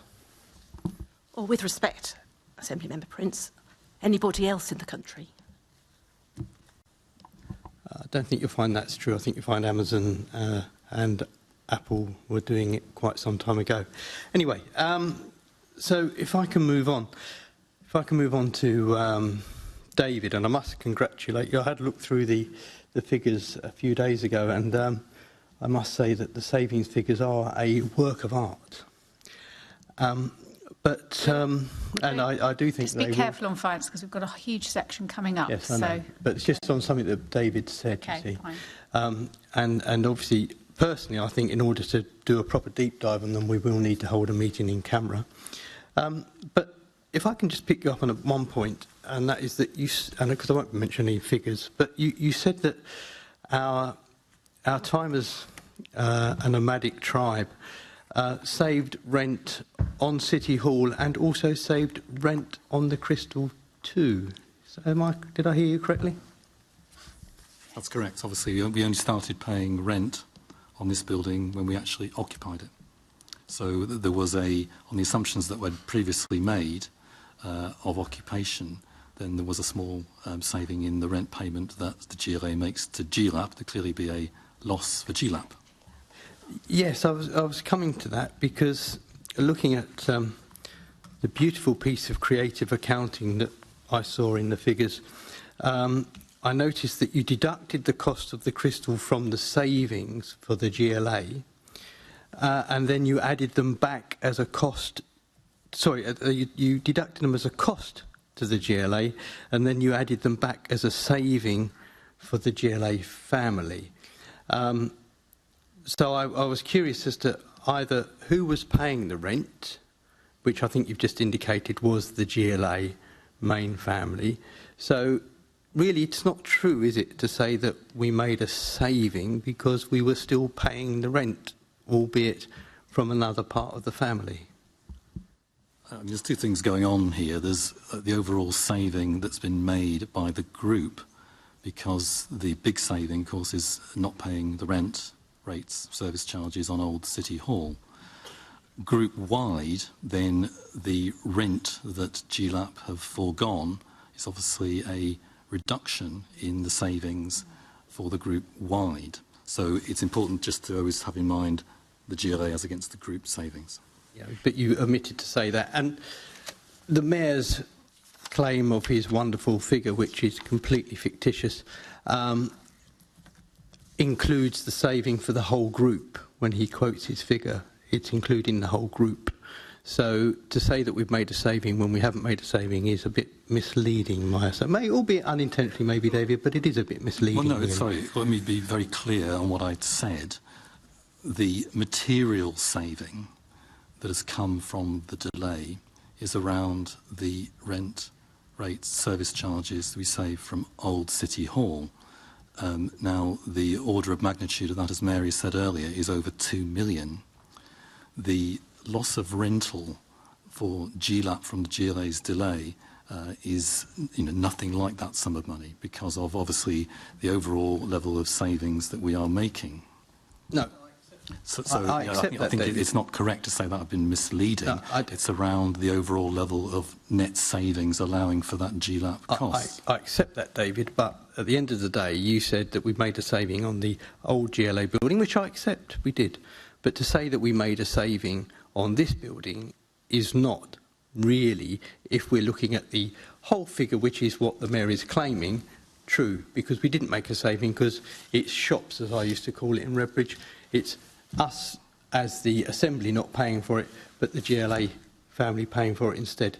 And now we as the GLA pay for it, as the Assembly pay for it, instead of the GLA family.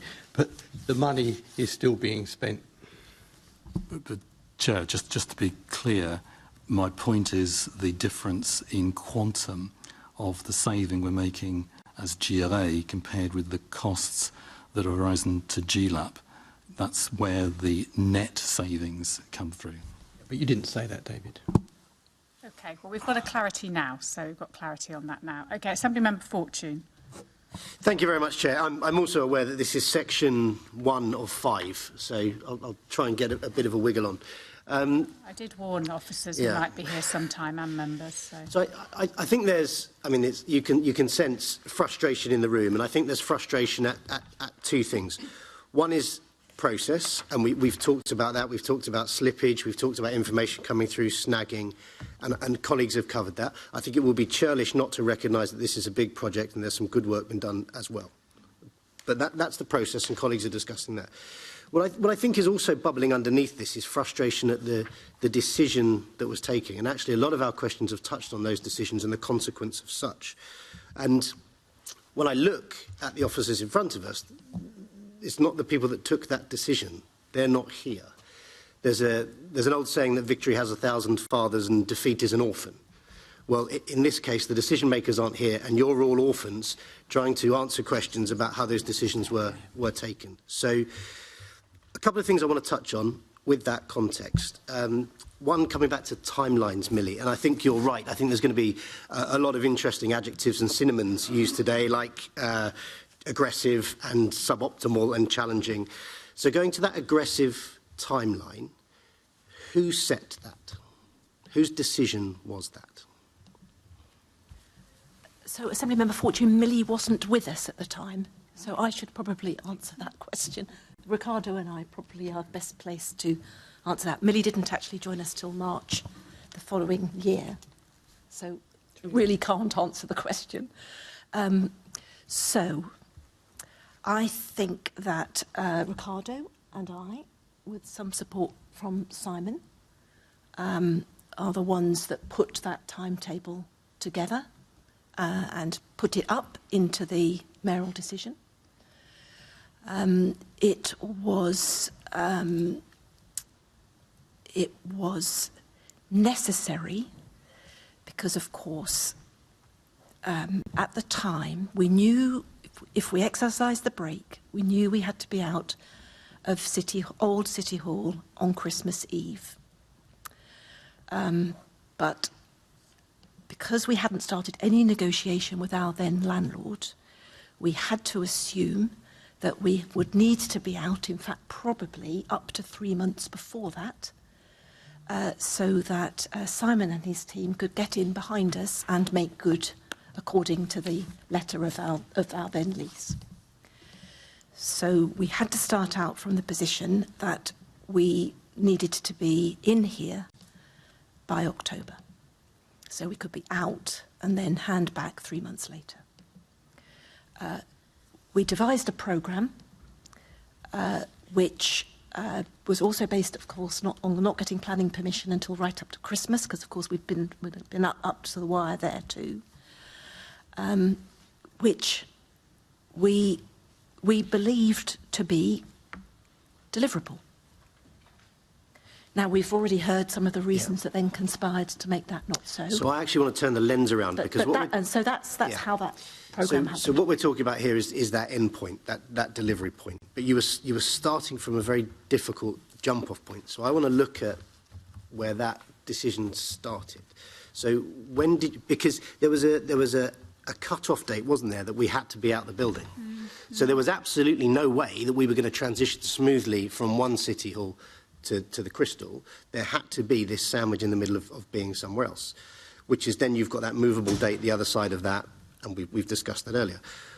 When was the trigger point to say it was going to start? How much run-in time were you as an officer team given after the decision was taken that we were going to, well, that the Mayor was going to trigger the break clause? How much time did you have to start to get that ready?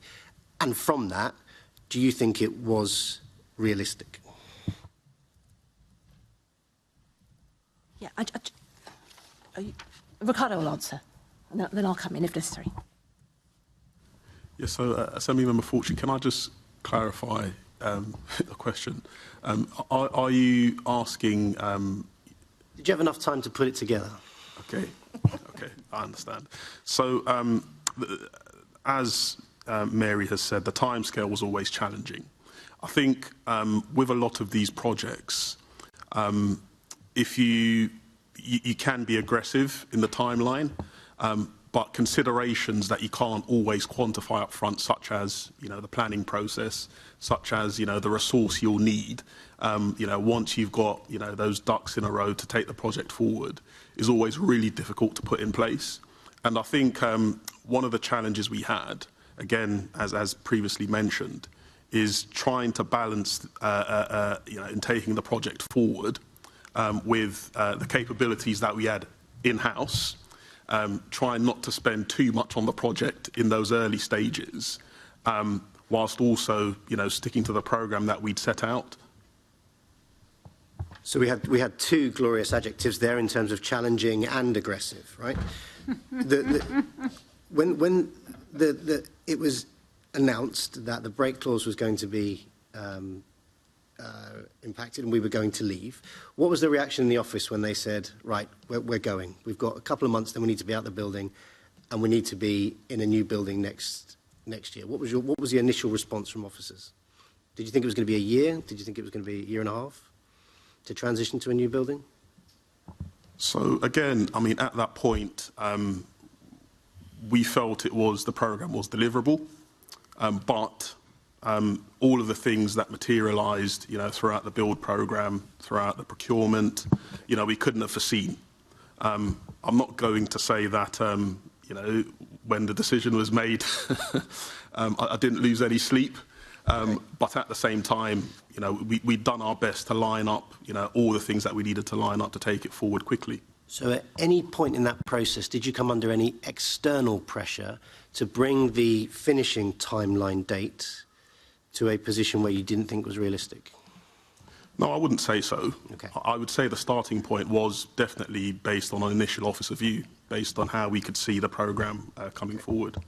So again, I'm thinking about decision-making. In terms of holding meetings, it was discussed earlier that there are some meetings been held here. Who made the decision which meetings were held here and which were held at Union Street?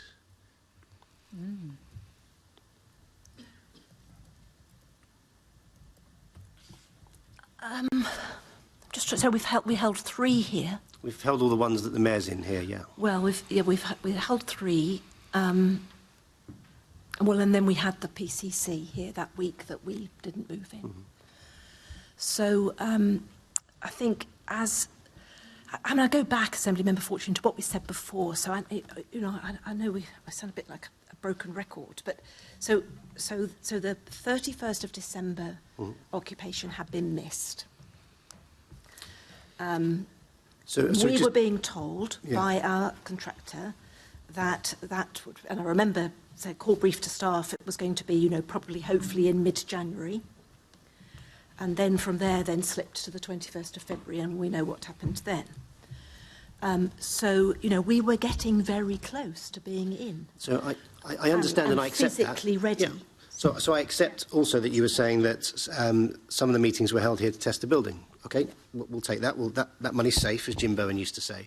What I'd like to know is who took the decision to have certain meetings here and certain meetings at Union Street. So, for example, just off the top of my head, the transport meeting, which didn't have the mayor in it, was at Union Street, and the environment meeting, which didn't have the mayor in it, was at Union Street, and housing, which doesn't have the mayor in it, was at Union Street, and MQTs, which does have the mayor in it, was here, and the plenary, which did have the mayor in it, was here. So, you know, who took the decision to have certain meetings here and certain meetings at Union Street? So I think, so the first one was late January, wasn't it? It was the January MQT. And again, there are others more expert at this than me, but the MQT has a particularly long lead time for announcing its venue. And so a decision needed to be taken. I think it might even have been very late December, certainly very early January, about where that first MQT was going to be. So what's interesting about that, sorry for interrupting you again, I'm just mindful of time, sorry, but it says in the minutes that at the request of the London Assembly, the MQT was held at the Crystal, which I think the London Assembly disputed at the time. I don't think they agreed that that was the case. So it's just, what I'm trying to work out is, did the Mayor's office specifically ask, nudge, hint, wink, finagle, imply, suggest that certain meetings are held here and certain meetings don't necessarily need to be held here? No. Okay. However, what I would say is that, you know, everyone was keen to get in having missed December, to get in as early as possible into this building in 2022. The MQT, which of course involves the Mayor, but does involve all 25 Assembly members as well, was the first opportunity to do that in the January. And so, you know, I would have been, you know, we thought we were going to be in. We thought we were going to be in. But I think about there was a really important police and crime meeting with Cressida Dick, which had huge amounts of interest from the public, and that was held at Union Street. I'm still not clear who said, right, this meeting A is going to be at the Crystal and meeting B is going to be at Union Street. Who made the decision? Because stuff had to be packed up, staff had to be deployed, you had to worry about the heating, you had to get jackets for the staff. So, you know, these are all points you made earlier. So who made the decision which meeting was held where? So I would have taken the call on MQT in January because I believed that the building was going to be ready.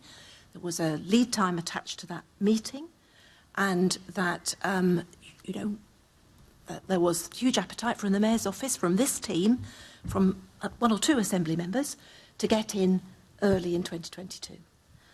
I can't remember the act, but of course, you know, we then had to leave again. So it wasn't. There was a decision taken, which I was part of, and you know, and happy to recommend that we should try and keep full meetings of the full Assembly in this building. Committee meetings continue to be held at Union Street. I think that was with the support of the Assembly members. It clearly wasn't realistic to have all of our meetings over here, because otherwise we still wouldn't be in. To the point about the delay.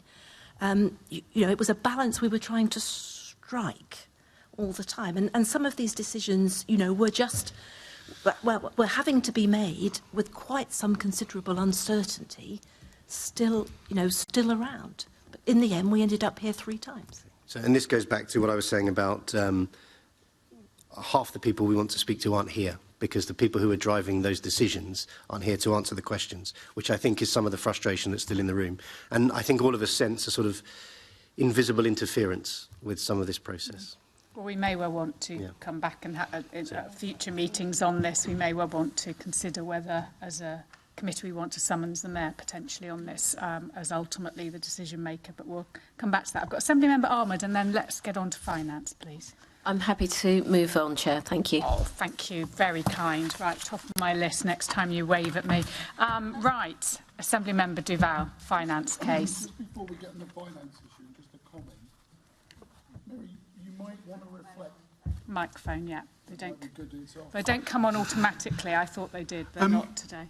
Just a comment, just before we move on to the finance, in regarding the last bit. You just might wish to reflect, Mary, on that period of December when the Mayor issued a press release criticising the Assembly over, I think, what was confusion, but it was not a welcome press release because it didn't outline what the Assembly's position was about who says what and where about those meetings. But this will come back again, no doubt, because I think it's quite crucial in terms of that. And I know you would not wish to mislead this committee, intentionally or unintentionally, but there is evidence to suggest otherwise about that period of time, and that is one piece of evidence. But let's move on to the financial case around this. It's about presentation. Mary, there's 5 bits of this question, and you might want to parcel it up to your team of where it goes. And David, you might need to be ready for it. So, what's the justification of using the original lease terms of the Queen's Walk City Hall instead of the reduced offer from the landlord in the context of the figure of 61 million of savings, which is in the public domain? Is that really a fair representation of savings? Now, if I can go on and give you the rest of the 4, because they all sort of work together. Do you accept that the figure compared to the City Hall landlord's offer in terms of reduced savings represents a saving figure of 37 million over 5 years? Now, I think this is quite crucial in representation and when it comes to the final decision making taken by the Mayor. So 61 versus 37.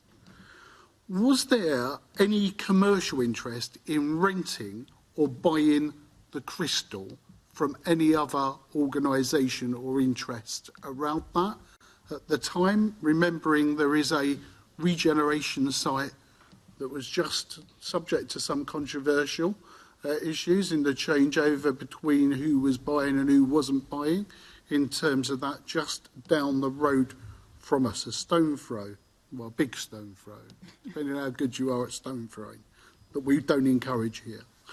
In a glass building.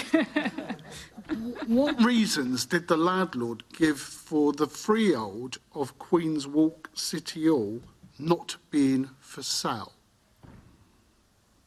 And then finally, how many times did senior GLA officers meet with representatives from More London during the negotiations, in person or virtually?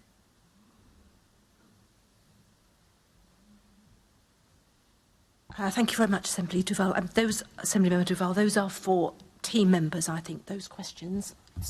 Do you want them in that order? I don't mind in that order. It might be groups. It might be appropriate. Yeah. David Galley takes 1 or 2 of them and others coming on others. Well, I was wondering, Rickardo, if you want to do the commercial interest in the Crystal first, and then David and Simon can talk about the negotiation with the landlord around the freehold and the meetings that happened, and then we'll come to the issue of the reduced rental offer. Rickardo. Yeah, thanks, Mary.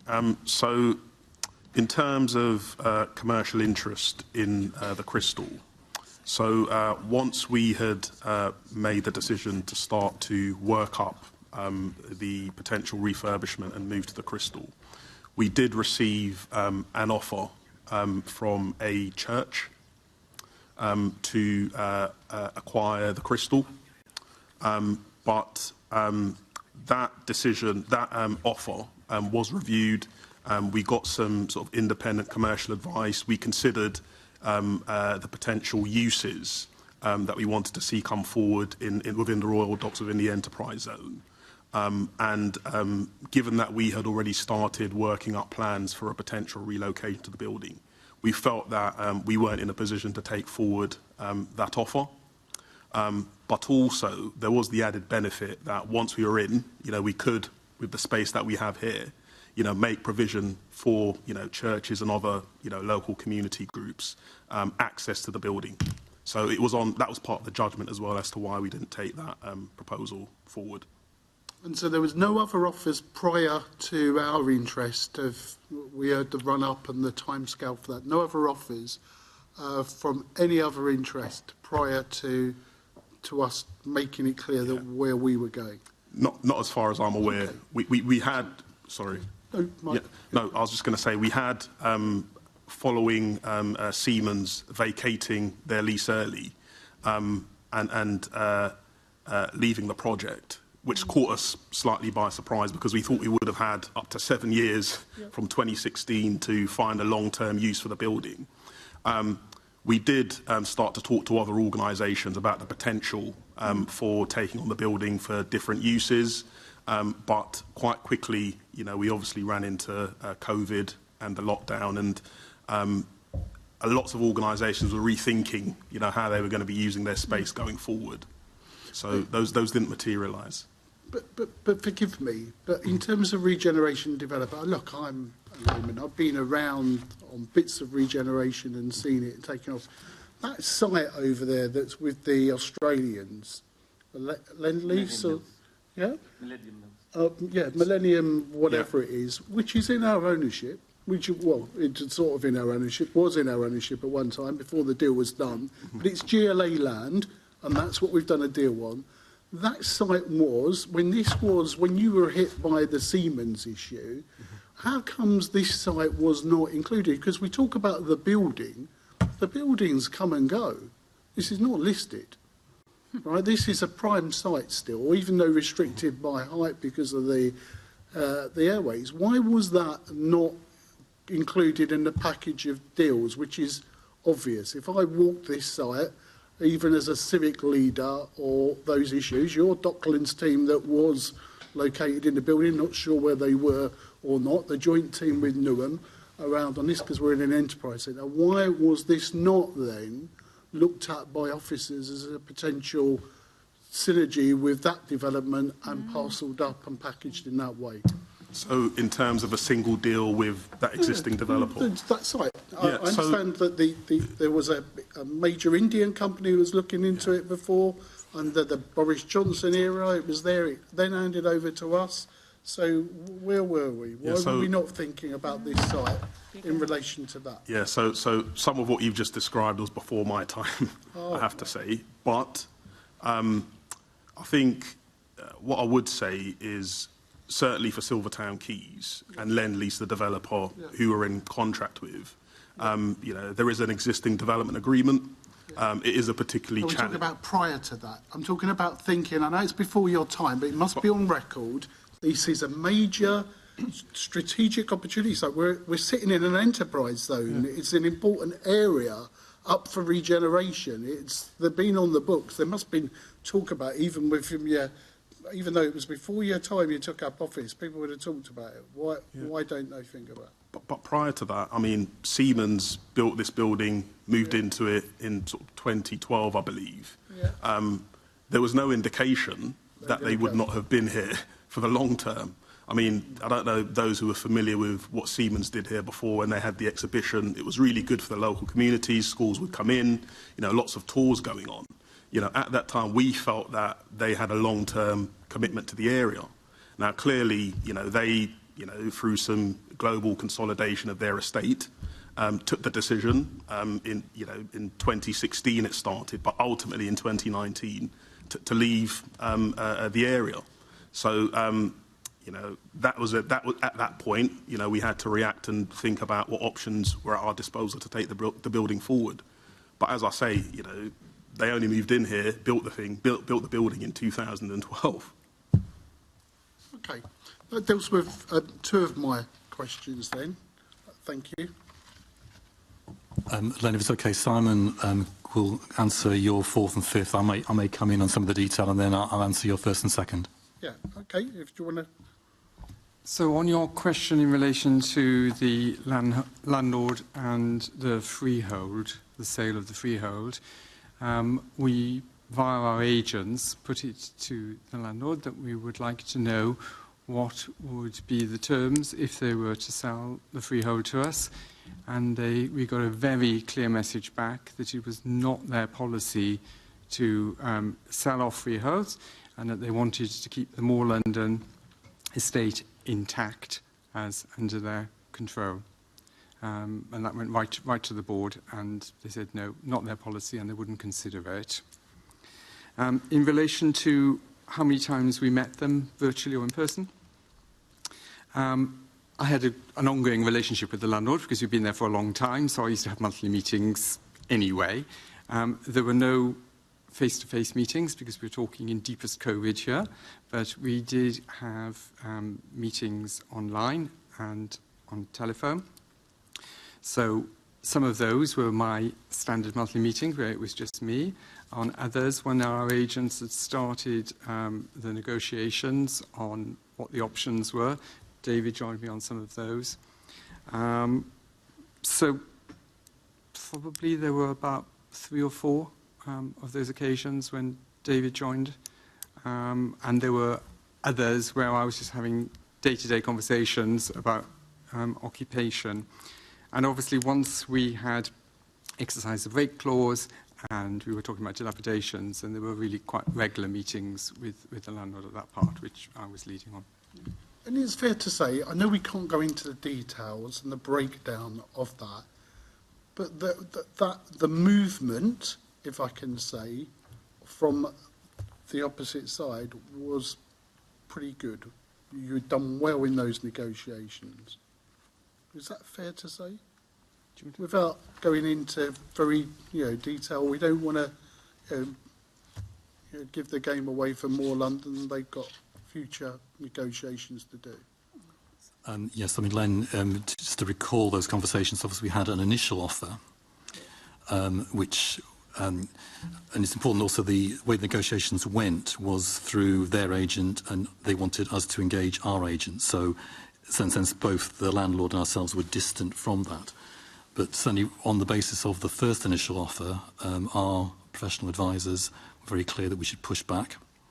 So I pushed back in the strongest of terms, in a very clear timeline, to extract a better offer, which was the basis of the confidential information that you have, which, as you say, I think is a good offer, and obviously led to significant savings if we had have stayed in Old City Hall.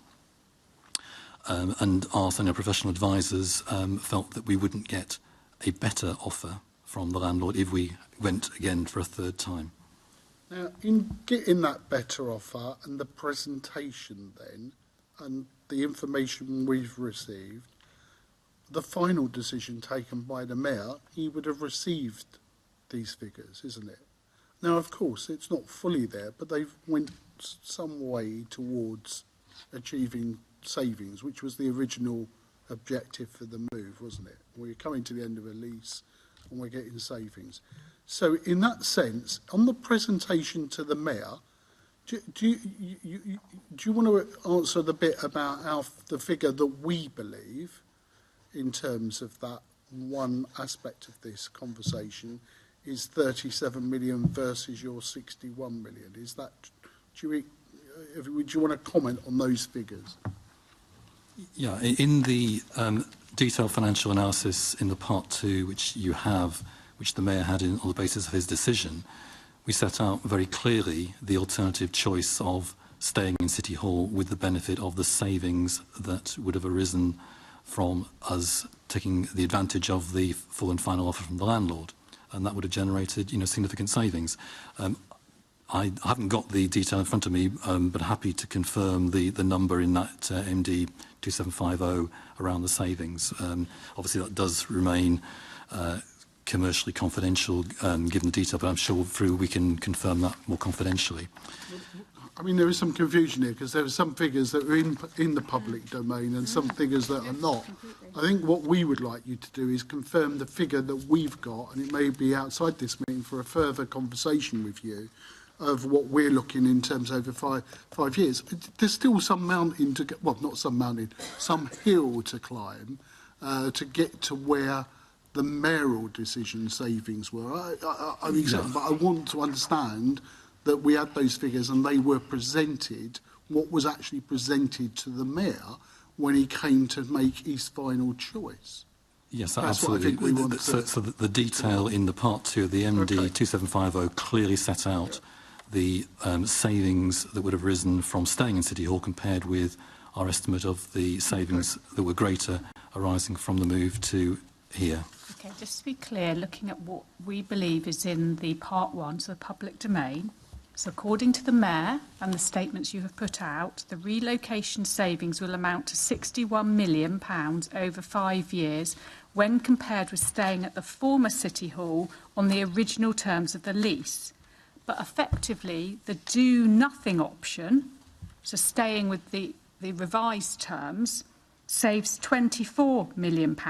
So this makes the real savings from the relocation as only £37 million. Do you accept that figure? Yes, that's the information we supplied at the time. So you accept it's £37 million? The difference between 61 and 24 is 37. So you accept that. So 61 million is not the correct figure, it's 37 million. Okay, thank you. Back to you. Based upon the comparison, obviously there's two separate things going on here. The 61 is the savings that have been generated from the move compared with the differential between the two options. Yeah, back to you, Assembly Member. Okay, thank you for that. Let's then move on then, just in terms of my next questions, in terms of the figures show that it's expected. So we're moving on to post. It's all happened and we're all here and we're all earning loads of money out of this building, just to give you a clue. The figures show that it's expected that we'll receive the same income from hiring new City Hall space out to third parties. Is this realistic given the move from Zone 1 to Zone 3? Are you still standing by that figure? Or is there something else? And what was it based on? So the figure is based on the income target which we had for some years at the former City Hall, and we did not inflate that figure because we wanted to remain competitive in the marketplace. Now, obviously, in the short term, as members will know, there's a backlog of member GLA mayoral events which we want to hold here. But once we've established this as a venue, and remember it was a conference venue before, then we believe then we will make that target. Now, we know there is lots of business in the area. We have a very close relationship with our colleagues in Excel. We know they have unmet booking requests. We know that our hire fees are competitive and comparable with theirs. So we have no reason to believe that in the long term we will actually make that income figure. Okay. Now, your report to the committee states that you expect the programme to be delivered within the 17.5 million total budget. Now, given the delays to this project, how was this achieved? If I can still speak in those terms rather than not. I mean, I know we're not finished, but what do we think? Who's going to answer that? Well, I will start off, Assembly Member Duvala. So we, and I remember again having these conversations with everybody before, we set out with a budget and a contingency amount. And when we first set off on this programme, we were expecting to have to dip into the contingency amount, probably for temporary accommodation between two city halls. And in fact, we haven't really spoken at all today, but some considerable work did go into options for that as well, relatively early on. So we always thought that we would be dipping into that contingency amount for that. But that did leave some considerable contingency. And although we've had additional costs related to things like floor replacements and business management systems, we've had the cost of additional time that we've been talking about. We've had some costs for different goods being supplied because of the supply chain issues. We have also had some savings in some areas as well, and the net effect, even of dealing with some of these delays and dealing with some of these changes is that we still remain within our contingency amount. We keep saying that the final account needs to be finalised. We have alluded to discussions and conversations that are going on about the costs, but that is absolutely where we are, delivering within the contingency amount. Now, we're going to have eaten into that contingency much more than we had originally hoped because of all the things that we have laid out. But, you know, subject still to these final discussions, that's where we are landing. As the Chair has said, I imagine we will be back for at least one final concluding discussion about all of this, but that's where we're at. And I think that comes from, we did set out with a budget that we believed to be deliverable, as we had a timetable that we believed to be deliverable. We rightly took the view that these projects are complex, things emerge, and we need a contingency budget. And looks as if we got that judgment right. Okay. Chair, I think I've ended my question. One question, maybe, Rickardo, you could write back to us. Why did the GLA purchase this site then from Siemens at the time that it did, if it had no view of what it was going to do with the site? I'm not suggesting anything untoward that you're going to always move City Hall here, because that quite clearly wasn't the purpose. What was the strategic nature of the purchase that made you want to buy this back, given that we've already heard today that Excel might have been an interested party if they'd been approached? I don't know, but you don't need to answer that now. We're pressed for time, but if you could maybe ask some of your colleagues. Answer now? I can answer it. You can? Yeah. Oh, right. Okay. Was this under your watch then, the purchase? Far-sighted? Yeah, just about, I think. It was on the cusp. So the simple answer is this site is the gateway into the Royal Docks. Yes. And, that is its strategic importance. So we felt that, the strategic decision was to acquire the site to retain control of the key access route and gateway into the Royal Docks, to control what happens here. Yeah. Okay. So that was the main reason. I understand. Thank you. Can I just go back to you, Simon, because you didn't actually answer Assemblymember Duval's question, which was, is it realistic to assume the same amount of income for hiring the new City Hall space out when we've moved from Zone 1 to Zone 3? And you didn't say you'd been around and assessed all the buildings in Zone 3 and comparable, apart from the XL, which is on a different scale. So really it's just a hope and a prayer that you're going to be able to make the income target. I'm sorry if you thought I didn't answer the question, but it is, the XL piece is relevant because we know that previously when Siemens owned this site, they used to hold a lot of events here associated with exhibitions and things that were going on in XL. So we need to look at our immediate neighbours, and we need to look at the market in this place, not in Zone 3 somewhere else. So yes, we have done our research. We have been speaking with Excel. We have got past business from City Hall that will want to move with us. So at the moment, I have no reason to believe that it's not an achievable figure. Okay, thank you. Assemblymember Fortune. Thank you very much, Chair. So I want to return to that theme of decision making, because we're here plying our trade down at the docks, as was probably always inevitable for me. So what I want to go back and look at is when the sort of offer was put to the Mayor at the beginning, and there was this figure of 61 million being saved over 5 years. At that point, we were aware that that figure would be considerably lower, £24 million lower, were we to take the new offer from the landlord. Is that correct? That's correct, yep. Okay. That's correct. So I just had a quick zoom into the internet, and I found an article from my old mate Patrick Grafton Green, formerly of the Bromley News Shopper, and it's a press release where the Mayor talks here about quitting City Hall on the South Bank and moving it because it will save £61 million over 5 years. So that's the figure that's been released in the press release, despite the fact that when the meeting would have been held, he would have known that that would have been £24 million less than that.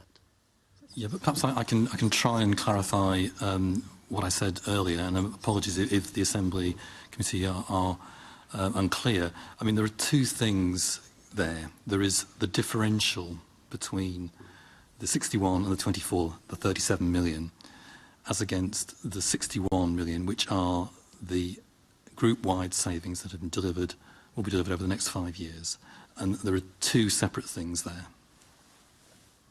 I understand that. I think what the committee is struggling with is we are often talking about the figures that are in the press release, which are probably inaccurate, as opposed to the figures that we can't talk about, which are accurate. And that's a bit of a frustration because of the sensitivities around that. I just noticed in that press release as well, it says the GLA group is facing a £500 million financial black hole that year. I think it was 493 that year, wasn't it? What was the final budget in the end that year? Was it that much? I'll need to go back to check. I think it was actually plus, wasn't it? I think it was an addition of about 500 million, I think. I haven't got the detail to hand. Okay. I'm happy to write two separately. So what we're saying is, and this is where I think that Assemblymember Deval, has really hit the nail on the head here, is that one of the premises of the move was to make these financial savings. Making financial savings on a possibly inflated figure because of a financial hole that wasn't there. Is that fair to say? I mean, we've been under huge financial stress. That I think is going to continue. I think the issue is we need to, one of the thinking I think was very much in the Mayor and the Chief of Staff's mind was the amount we were spending at Old City Hall was becoming virtually 10% of our overall level of business rates and council tax, and a certain point where, is that really good value for money for taxpayers to actually spend so much on a building? And that was one of the considerations that I was aware of at the time. And just to emphasise, I mean, the 61 million figure, remains the figure that will be delivered over the next 5 years. And again, I'm happy to talk as far as I can around that's the 61 million on the old rent, isn't it? That 61 million is the savings that have been arise from what was in the old budget compared to the new budget. And for me, the savings that arise have to be comparing budgets. Now, clearly an argument can be made that I should be comparing potentially the higher contractual rent, or we could look at the revised lower rent that they negotiated. But for me, looking at as in charge of the budgets, I have to calculate savings based on the difference between the old budget and the new budget, and that's where the 61 million derives from. I understand, but it's trying to make it clear to the public, right? Yes. Because when the public see it in a press release and it says there's a £61 million saving, they may not appreciate the fact that actually there were offers in place to reduce the amount of rent that was going to be paid, and other aspects of it as well that we can't talk about. But actually that figure could have, the actual money we were paying out could have come down considerably after the renegotiation. That's the point that I think we would, as a committee, would be keen to get out and for the public to understand. Well, I mean, as I say, the savings calculation that I have to do is best be based upon old budget compared with new budget. Yeah. But I can understand the argument that you're making. Yeah, and I'm not disputing that. Turning to costs of the meetings that were held here again over January and February, what were the costs of holding the mayoral meetings here that we did? I mean, Simon may want to add some more colour to it, but the numbers that we have for the three meetings were first meeting on, I think that should be the 24th of January or the 20th, but the first meeting in the budget plenary was 36,955. The meeting on the 26th of January, 30,546. The meeting on the 10th of February, 17,557. So broadly speaking, the order of about 85,000 for the total of those three meetings. Okay, so 85,000 for the cost of those meetings. Were there any other costs as a result of the building work stopping? I mean, the estimates cover cleaning, removals, logistical costs, set up and break down the space so that it can be handed back to the developer for works to continue. So I imagine that's the full cost, but Simon may want to clarify. In addition, Millie mentioned earlier the day's work lost, but I don't have a cost for that. So those are the costs that I spent in setting everything up, cleaning the space, desetting it, or breaking it down. And the costs get cheaper as you go through, because as the project moved on, the developer allowed us to leave more stuff on site, so we didn't have to keep taking stuff off site and then bringing it back again. Okay. But Millie, I think you said there were 2 days of building work lost, is that right? 5, I heard. 5, was it? So it was, for the first 2, it was around a day and a half, 2 days, and then the last meeting held here was around a day. So it's in total around about 5 days. About 5 days. We stood our contractors down. So that's £85,000 for the meetings, plus 5 days' worth of salary costs, building work that was delayed, extra building work that had to have gone on to the end. We would have faced some of that. We would have done some out-of-hours work too, and we continued with the external works. Okay. So we tried to strike a balance wherever we could.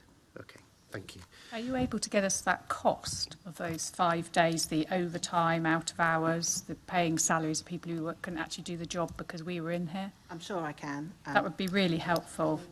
It might not be in the cleaning next- is in the 85,000, is it, Simon? Yes, that's correct. 85. Cleaning and logistics, so all removal costs or cleaning costs. Gosh. And setup costs. It's extraordinary. So I'm going to do one more question, Yes, if that's okay, please Chair, do. and then I'm I mindful just of think time. we're all in shock, Yeah. to be honest, on that figure. In terms of financial impact on GLA staff, has there been any research on how they've been impacted by the relocation? So I spoke with our HR colleagues yesterday to understand the latest position.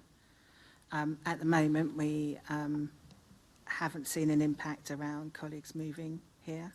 We have a pilot up and running for colleagues to log their interests around any financial implications around moving here. At the moment, there are 6 people that have registered that. Now, that may change as we move more people in and the Secretariat start to arrive. The update from HR this morning at Programme Board is that we will extend the pilot over until around 1st of July, and then we will pause and check with that. They are also consulting with Unison too around the impact of those.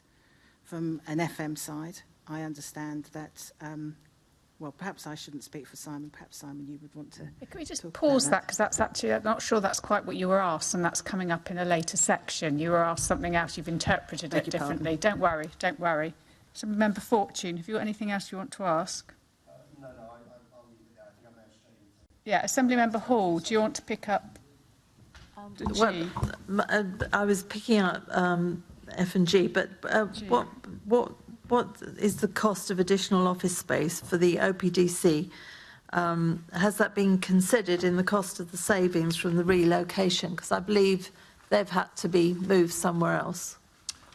Yes, again, I'm happy to describe in detail that. Obviously, one of the things, picking up what comment that Caroline Russell made at an earlier point, I have included the OPDC additional costs in the analysis that I've done in detail that compares the November 20 detailed analysis, which you have, to where we are now. Overall, the additional cost of OPDC renting accommodation from Brent is just over 100,000 per year, and I've reflected that in the overall figure, but it still comes within the £61 million that I've been quoted as the 5-year saving. Right. Are there any other offices that have had to move out that we don't know or we haven't accidentally come across, which is what happened with the OPDC? Is there anybody else that used to work or work from City Hall or that we've displaced, or in Union Street that we've displaced that we're not aware of? Assemblymember Hall, can I just say that we did not displace OPDC. They wanted to move out onto their patch. Okay, I So still that was- ask the question. And nobody else, everybody else that was with us has come, including a couple of our small charity tenants. They've all come with us. That's correct. They're all either anchored here or at Union Street. Here? Sorry. What I'm saying is all staff and all occupants of the previous City Hall are now either anchored in this building or anchored in Union Street, and that includes the charities that Mary's just mentioned. Right. I'll leave it because of time. I'm sure we'll come back to this. Could just be clear, David, it's just over 100,000 a year that OPDC are now paying out in rent. Was that in the original mayoral decision on the information that the mayor was presented with when he made this decision? No, it wasn't. And again, thank you for Caroline for picking that up at an earlier point. So, as I said earlier, I've now reflected that because that's obviously an error oversight in the original analysis. Yeah. It has an overall impact of just over £500,000 over the 5 years. But again, that's not been material to change the overall savings number. It's still a significant figure that the mayor might have wanted to have been aware of when making this kind of decision. OK, let's move on to the strategic case. Assemblymember Russell. Oh, I'm sorry. Assemblymember Desai. You want to come in? Yeah, I do want to come in. So, Chair, this is a question I wanted to ask earlier. You're clearly relying on the income from letting out facilities here? Yes. Yes. Well, okay. it's part of the picture. Yeah. Yeah, part of the picture.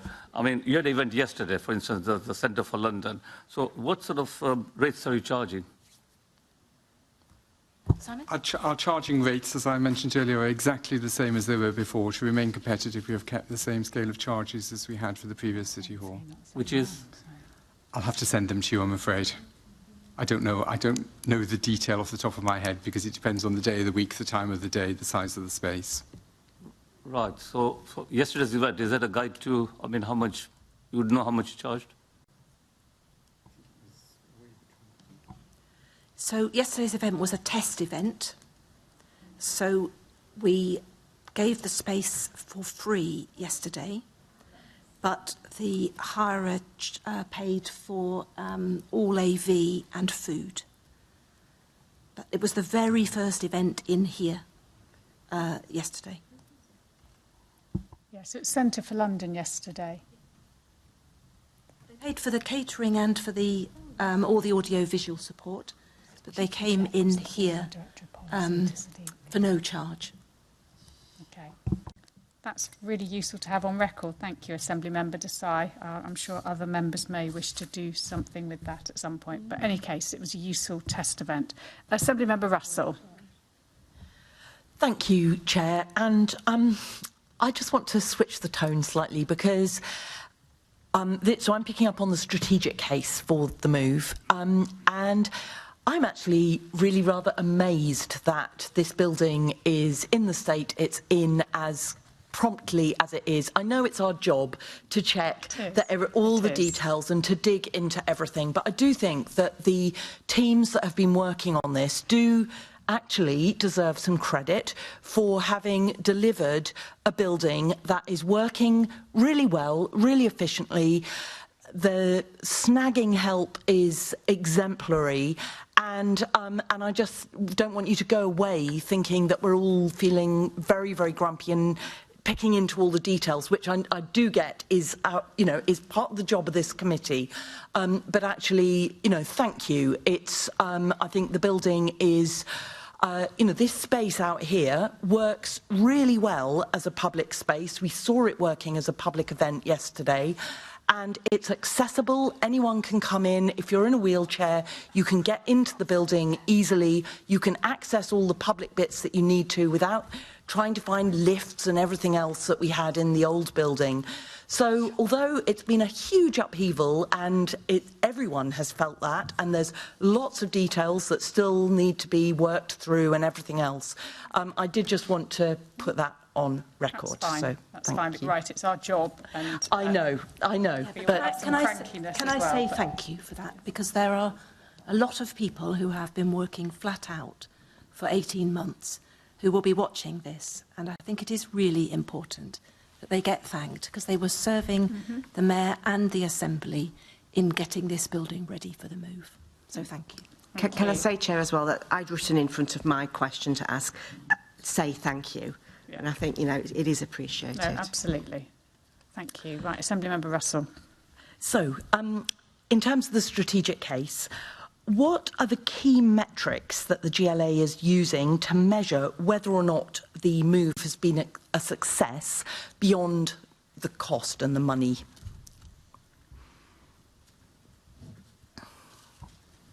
That's a very good question.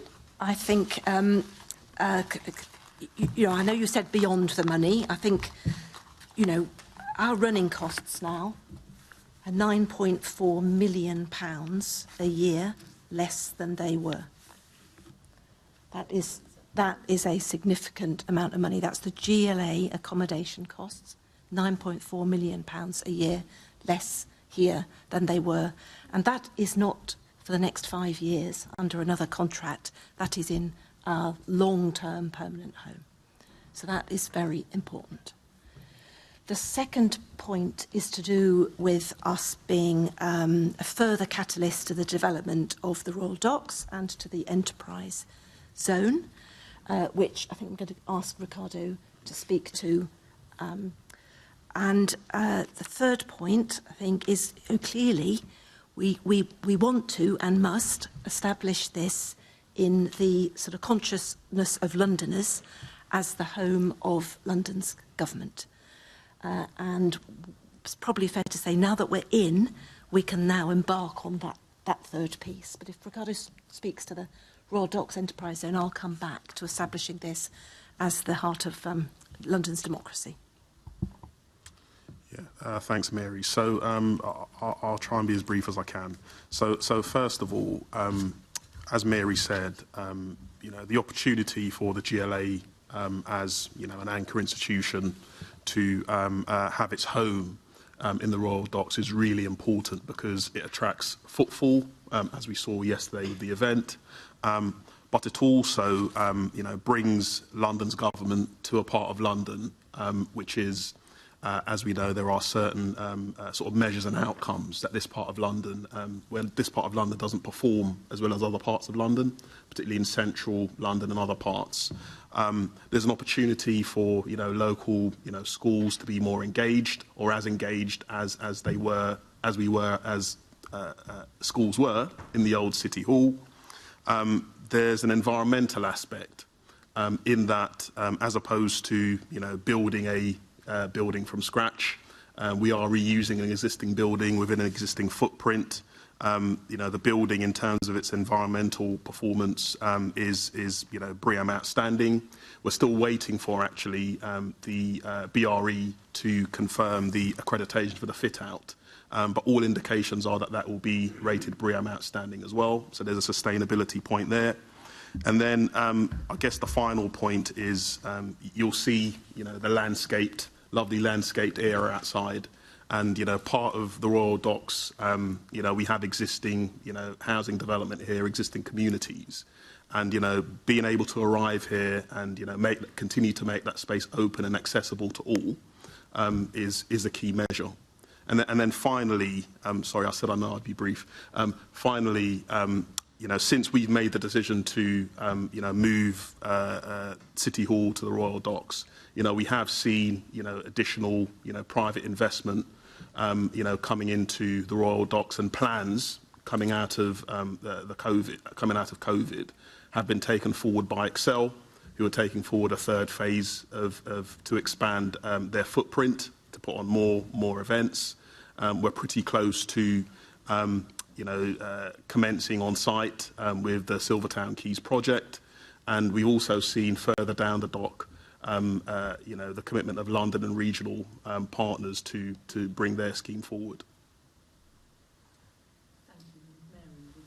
Just put your microphone, Caroline.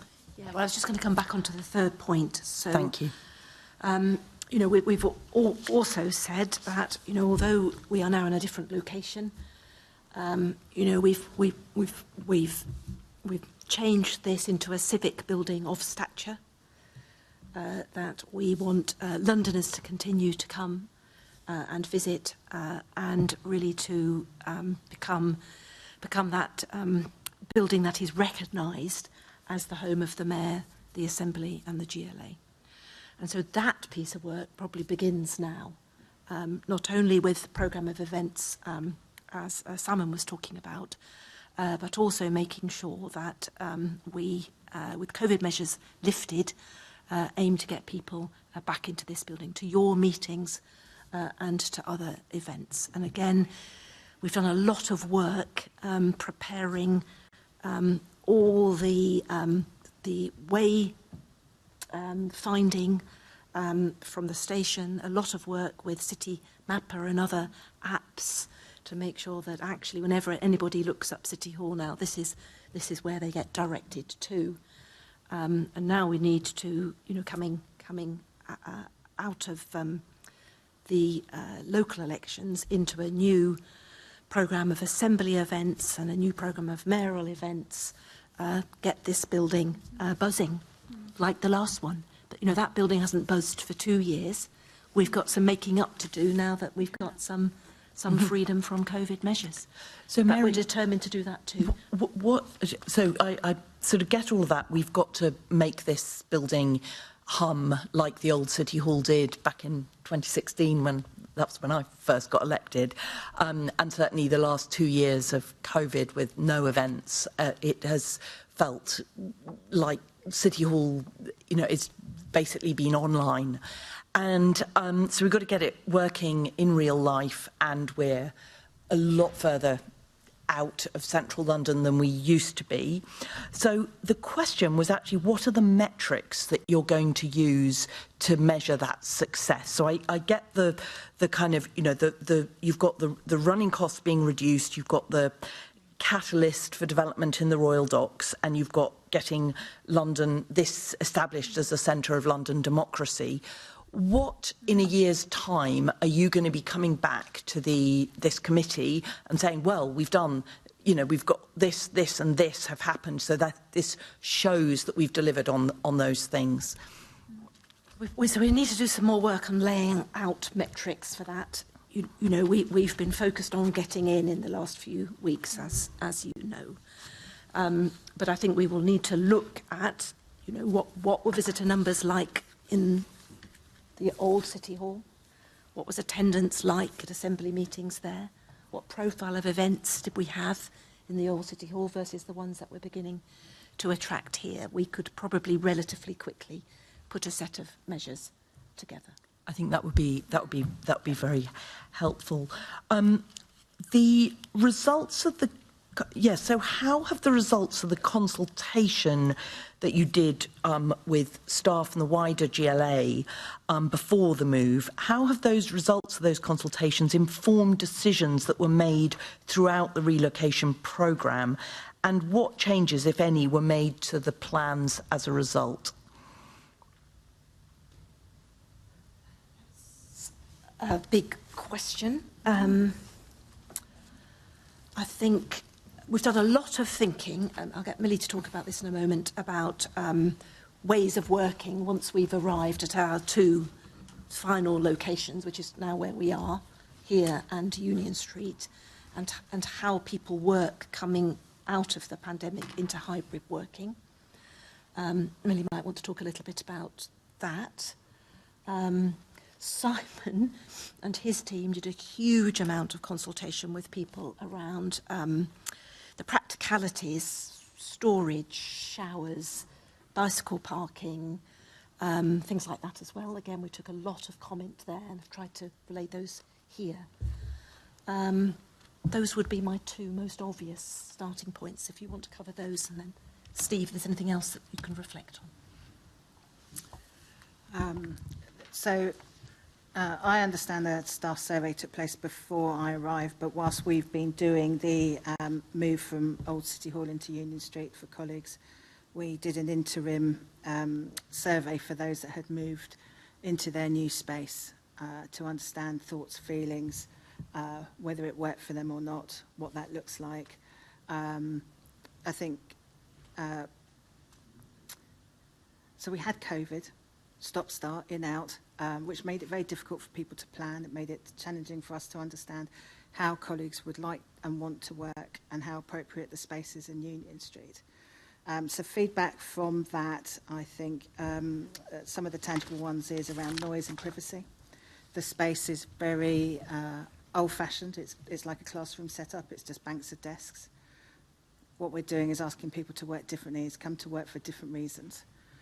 So the survey highlighted that. So that was really great because having anecdotal evidence is not the same as empirical evidence based around how the GLA would like to work. So we've recognised that, and part of the one of the MDs that we've talked about earlier also secured some additional funding for the fit out of Union Street, which is around £500,000. So we're currently working with some architects to look and understand how that space will work better for colleagues going into the future, and that will really focus around collaboration, the reasons for them coming in. So the consultation and engagement of staff will continue, including the networks and the disability network, to feed into that cycle. So I think we've started that transformation and that engagement, and those surveys will continue to make sure the design is iterative and we get it to the point of how people want to work. So nice new space here. Now we'll have a new space in Union Street to help balance that out. Can I just be clear? You said £500,000 Yes, yeah. has been allocated since for Union Street. Yes. Okay, was that factored into the mayoral decision? Not into the mayoral decision, but it's within the 47 and 61 million savings that have been quoted.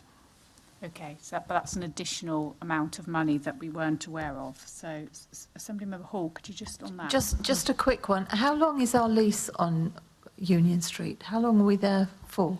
So it's the London Fire Brigade's lease, Yes. and it's till 2027. So not that long, really. Not that long, really. So we're spending £500,000. Well, we've got an allowance of up to £500,000 to spend there, as Millie says, changing it from what is an old-fashioned office setup to more of the space for people to work together when they're all in the office. With no guarantee that they'll get the lease, that they'll get it renewed? No. Okay, but that's fine. We'll come back to this. Because we haven't progressed that procurement very far at all, because we've been focusing on getting in here. No, but we've got the money set aside. New information. Sorry, Assemblymember Russell. Your microphone. I think Simon was going to come back as well. So, in terms of, on the Union Street point, some of that money will be spent on furniture and equipment which we will move. As you've seen here, we keep our furniture and equipment for a long time and we move it with us. So,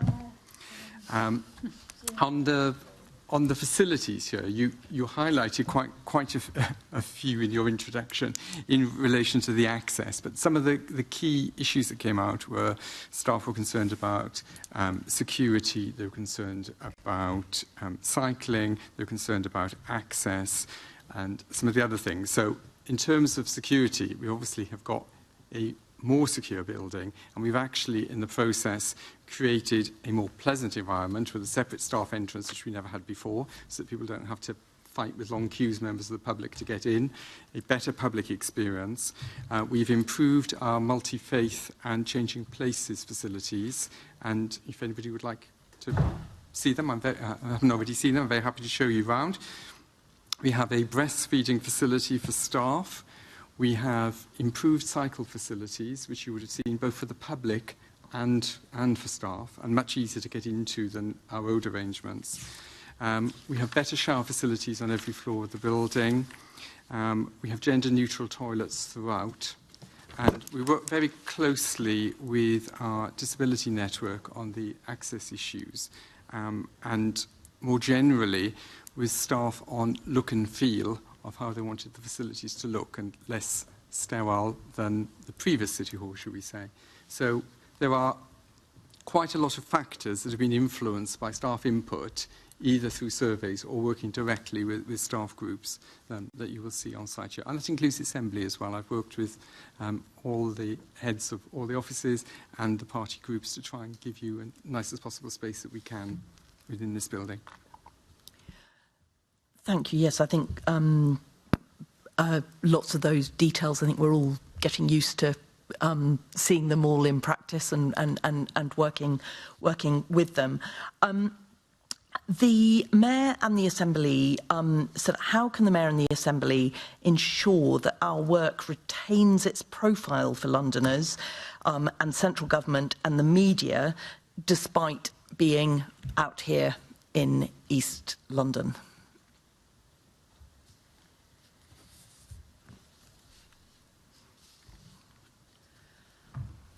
Well, so I would say, first of all, by carrying on doing high-profile work that attracts attention, which you can do from here.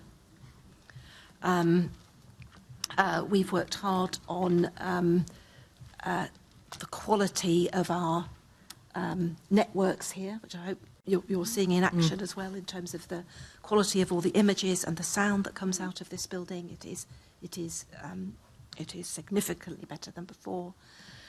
We've got a media suite for Assembly members and the Mayor to work from, and I think it's about making sure that the profile of the work attracts the attention.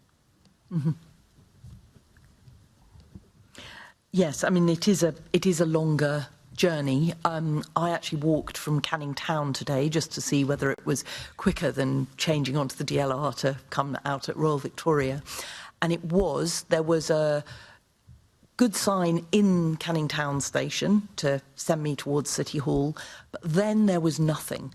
And actually there could be some signs that direct people on the walking route to get from Canning Town, so that, because you don't have to go over the flyover, which is what I did the first time I walked here from Canning Town, sort of back in the Christmas break, because I wanted to check out what the route was like. But there's steps over a railway line, no signage to send you to make that route, and I think it would be really helpful to sort of make sure that those routes are properly signed. It just sort of would raise the profile of City Hall in the area and make it clear what the safe route is as a pedestrian to come from that direction, because I ended up crossing several lanes of traffic, which I suspect there's probably a better route, but it wasn't signed. So just to comment on that point, what we've done is we identified with some consultants early on in the process what the key walking routes would be from the main DLR stations and underground stations in the area. Mm-hmm. And what we've done is we've worked with the London Borough of Newham to sign those routes. And now the route that perhaps you took may not be one of those routes that we've signposted, but we can definitely have a look at that for you. What we've also done is to include signage along the cycle routes in the area as well, to make sure that people are arriving at their destination in the best way they possibly can. And we've engaged with the mapping providers online to make sure that the safest and quickest routes, when you look up a journey from one area to City Hall, takes you in the safest possible route. Okay, I'm not going to get into the detail of the cycling routes, sure, but the roundabout by the Silvertown Tunnel Works is not feeling safe for anyone accessing via bike, but I'll take that up outside this meeting. Taking into consideration the equality impact assessment and the consultation results, how are you looking at the needs of staff who might need extra support with relocation and reduction of desk space?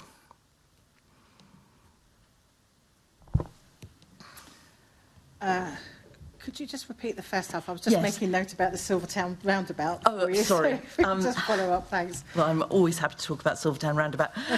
Taking into consideration the equality impact assessment and consultation results, how are you considering the needs of staff? I'm thinking here particularly of disabled staff that might need extra support with the relocation and the reduction of desk space. So people who may need particular special adjustments or...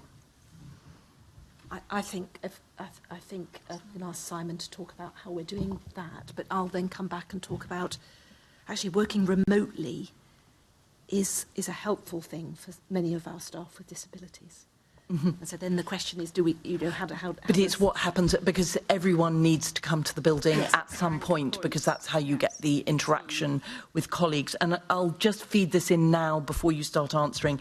Did the Disability Network have input into the reconfiguration of the building? So if you answer all of that all together. So I'll answer first and then Simon can chip in, but the simple answer is yes. And actually, we had a number of touch points and a number of meetings, and extensive engagement with the Disability Network. You know, on their recommendation and through detailed discussions, we got GOS, a specialist consultant, to do an assessment of accessibility of this building, but also Union Street, actually, to see what improvements can be made across the buildings.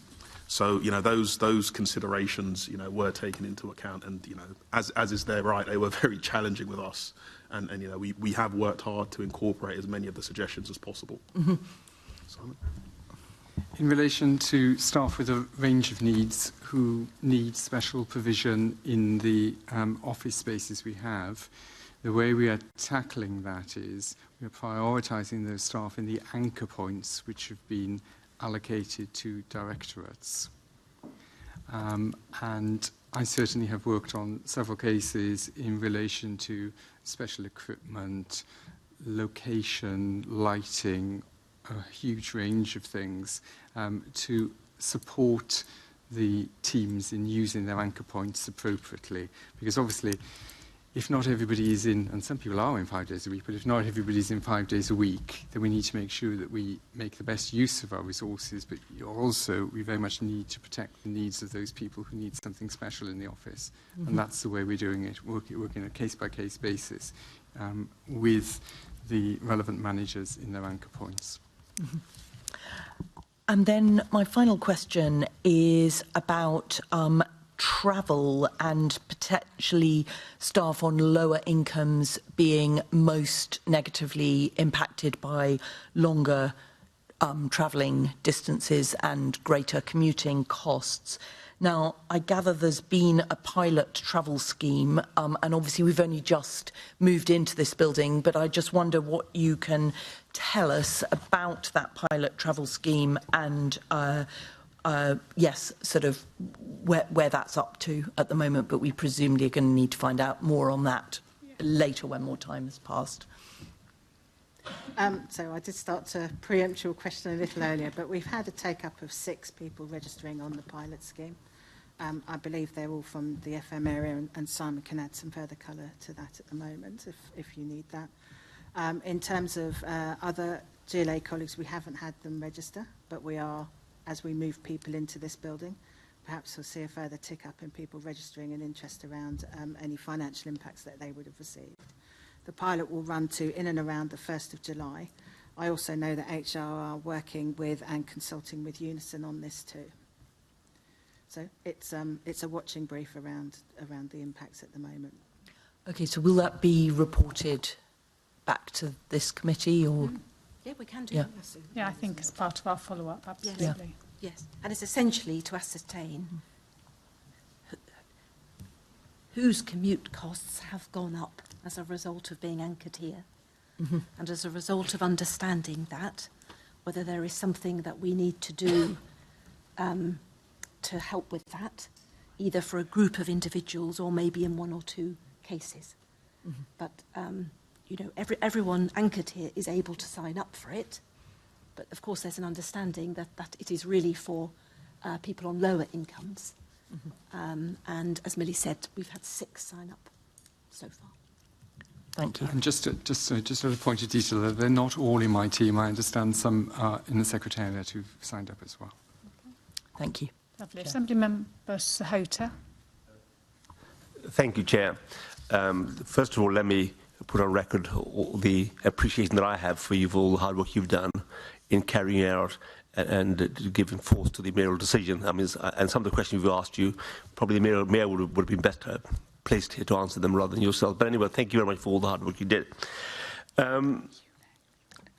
I wonder whether you accept there's any risk, right, that the new location outside central London makes it less accessible to people in West London and South West London, and who may face longer travel times to City Hall. And will your metrics be capturing this place? So we did look at this, didn't we, coming up to the decision, and looked at which parts of London members of the public and some of us would find it more difficult to get to here. So that's clear. Of course, we were also looking ahead at the time, weren't we, to the opening of the Elizabeth line, which which is clearly closer than it was when the decision was taken. And that is certainly going to help people on the west. The people in the southwest and some people coming from the northwest don't get such a benefit from the opening of the Elizabeth line than maybe people directly west. So I think we always understood that the move was going to have a positive impact on some people and then a negative impact on others. It's the same with our staffing body. Some of us on this table have a longer commute, some have a shorter commute, even just those of us here. And so I think what we need to do is we need to make sure, I think what we need to do is make sure that as things such as the Elizabeth line come on stream, we do a lot to help people understand the difference that has now made to them being able to get here. Accepting that it's not going to help everybody coming from every corner of London. Well, and as you say, Assembly Members, those coming from the west and the southwest are probably going to still, even with the Elizabeth line running, will still face some longer journeys here. I mean, people from my constituency had difficulty reaching the old City Hall, let alone this City Hall, and I'm really deeply concerned about it. And I've been not a fan of this move to the east for those reasons. Yes. Because I believe that City Hall should be central to London, to equally accessible to all Londoners. But having said that,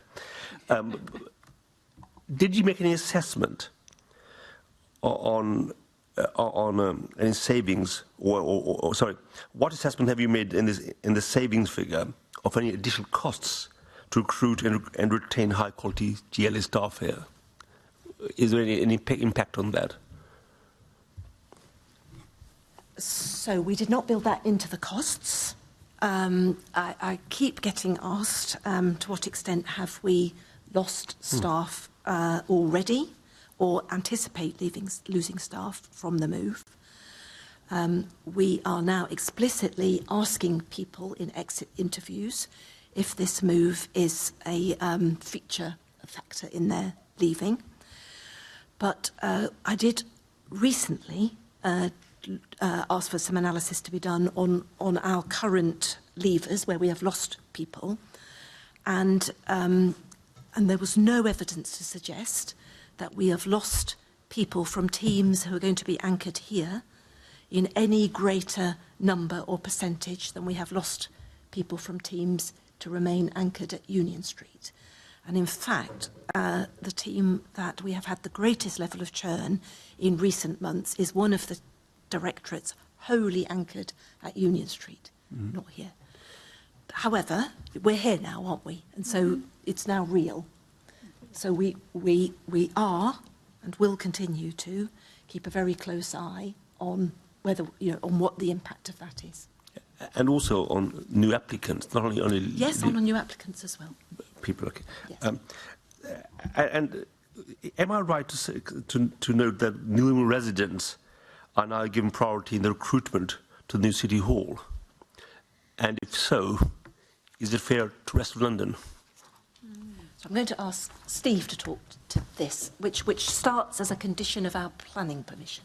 Correct, yes. So on negotiation of the Section 106 agreement with Newham, there is a requirement that Newham have under their policies of their development plan that we must engage and support local labour and employment from the area. It is something that is widely used on schemes across Newham, including Westfield, for example, up in Stratford. Essentially, what it requires us to do is to identify apprentice and job opportunity arrangements at City Hall and to actively recruit to those roles with our Newham workplace, who is the functional body of Newham Council to support the delivery of those training and development opportunities and job opportunities for perhaps disadvantaged parts of the community. We engaged in those discussions with Newham, and they were negotiations on what would be viable and appropriate for the GLA to be able to do. And on that basis, what we have are some commitments to achieve or attempt to achieve certain targets of employment of local residents, both within the construction phase and in the end user phase of this building. We are monitoring those, and we have worked already to recruit certain roles through Newham. It is not that they have necessarily priority over other parts of London, but simply that we will advertise alongside any recruitment that we do on our website, alongside working with Newham to make sure that they are advertised at the same time. We can provide more detail on the back of exactly what those commitments are for you, rather than they're in some complex legal documentation that we have with Newham. And we also are providing advance notice of supply chain opportunities when they arise to local businesses. We are here to support, in some respects, the local community and to help I think it's part of our commitment to the local area and to the regeneration of the Royal Docks from us being employed here. What I can say is that those commitments do not apply to our Union Street offices. They only apply to some jobs that are going to be based at New City Hall. So just for my own clarity, if you advertise a job, right, and two people are of equal qualification and experience, are you obliged to offer it to a new candidate? No, the only things that we are obliged to do is to actively recruit to roles through our Newham workplace that may be based here at City Hall, and to identify training and prepare residents to support them when applying for jobs. There is, as far as I am aware, there is no commitment to employ local people to roles if they're not appropriate. Okay, thank you. Lovely. I've got Assembly Member Fortune and Assembly Member Best, and then we move on to the final section.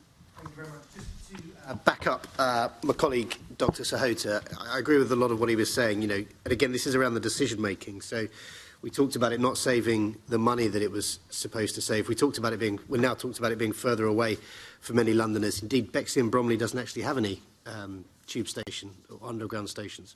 So all of my residents have to go to where the old building was and then start travelling again.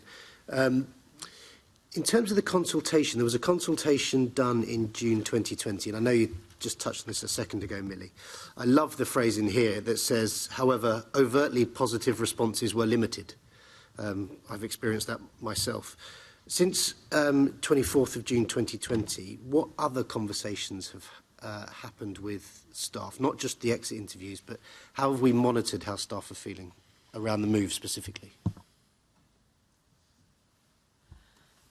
So I think we've probably already touched on some of that, Assembly Member Fortune. So, of course, there was a lot of engagement with staff as we had to decant from Old City Hall. There was then a lot of engagement with staff about who would be anchored where. Then as we started moving in a really sort of structured way, people from City Hall into Union Street, there was a lot of discussion and engagement around how we would work in the new world. And then that learning, as Millie said before, has then been applied to getting people ready to come in here. Along the way, but not entirely based around the move, we've had a couple of pulse surveys in terms of checking, the mood and the feeling of staff. And in fact, we've got a new full staff survey planned for May this year to sort of, again, take a sort of a fresh look at how everyone's feeling about everything. Won't just be the move, but will be, the more standard staff survey. Okay, that's the direction I was heading in then, which is how is it going to be monitored? And I appreciate, again, it's after the fact, the decision has been taken, but not saving the money, further away from many Londoners, staff not wanting to move.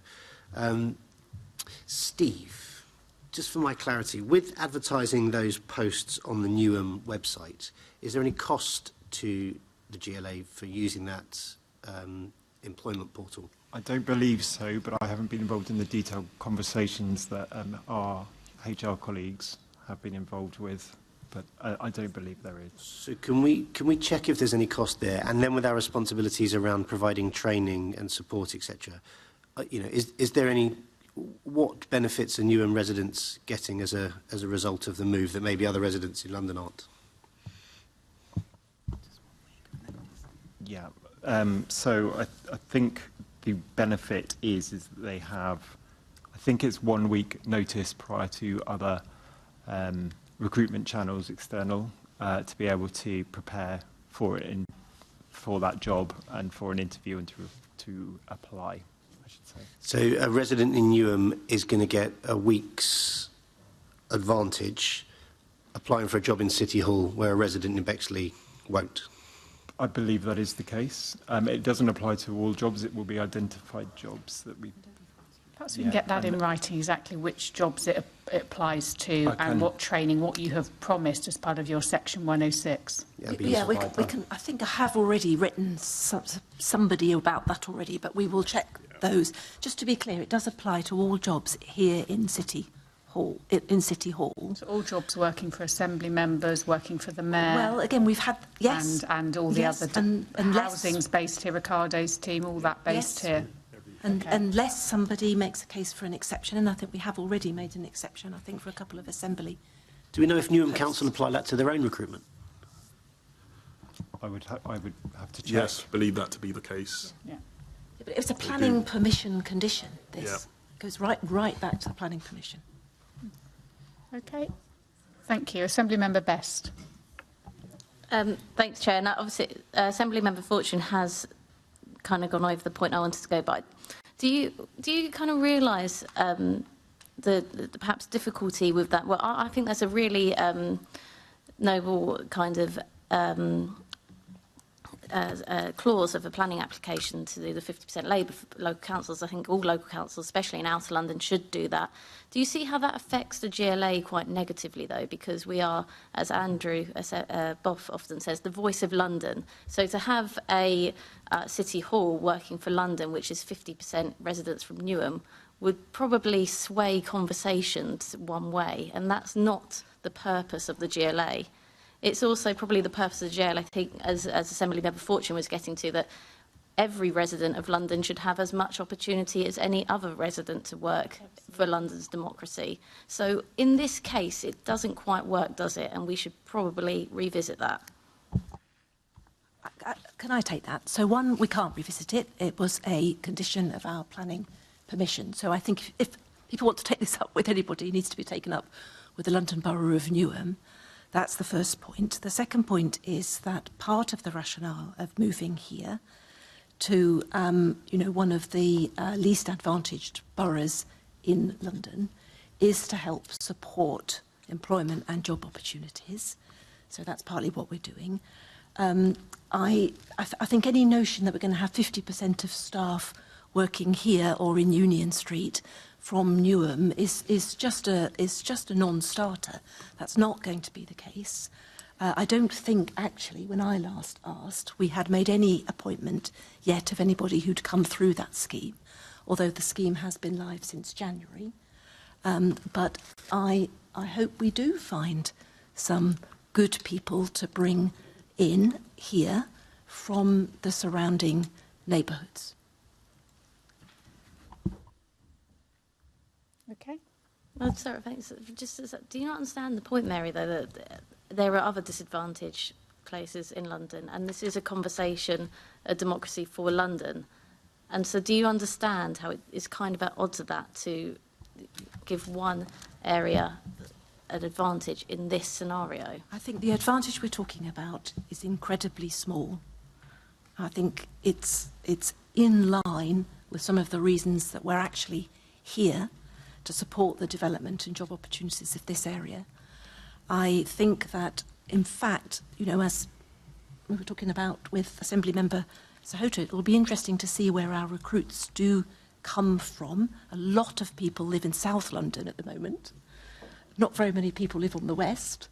So, I think we're going to see a sort of a fluidity in terms of where we draw our staff from. I don't think we're in any danger of being overrun by members of staff who live in Newham. Okay.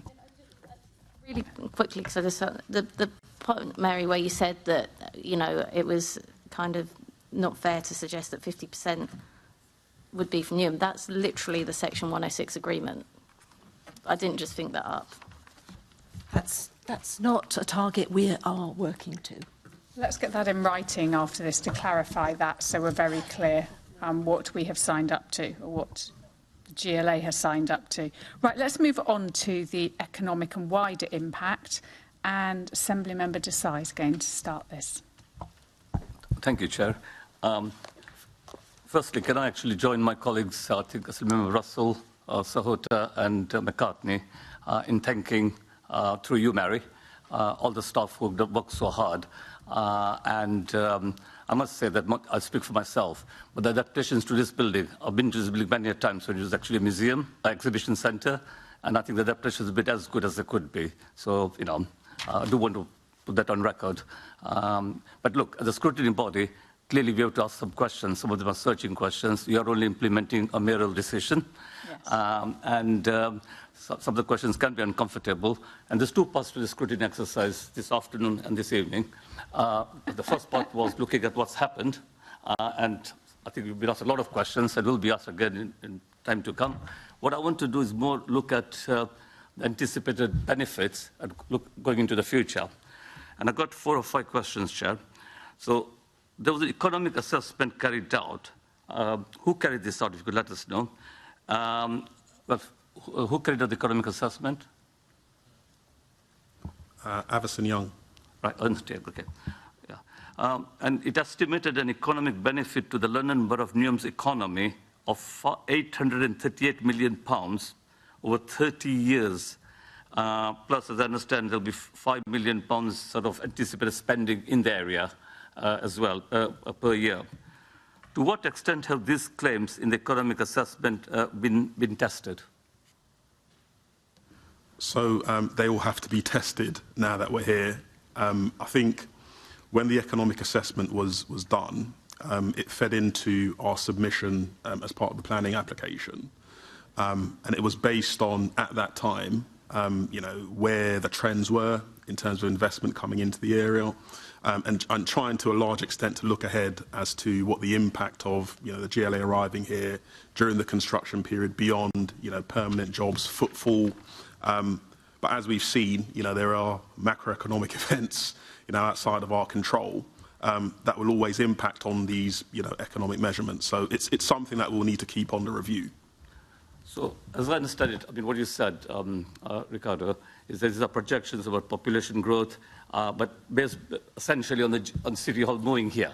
The City Hall's move here will generate something in the region of £838 million. Yes, so you know, the economic assessment that went in looked at some of the direct impacts of us moving here, also looked at some of the indirect, you know, benefits, you know, around induced employment, as I said, footfall and other opportunities. Sure. Okay, I mean, it is quite optimistic on the face of it, but I do know that the studies are carried out and Unstake is quite a reputable firm, but I'll come back to that point because something does worry me, but I'll come back to it. So the second follow-up question is, how will the relocation create more than £500 million of economic benefit through increased direct permanent employment over 30 years?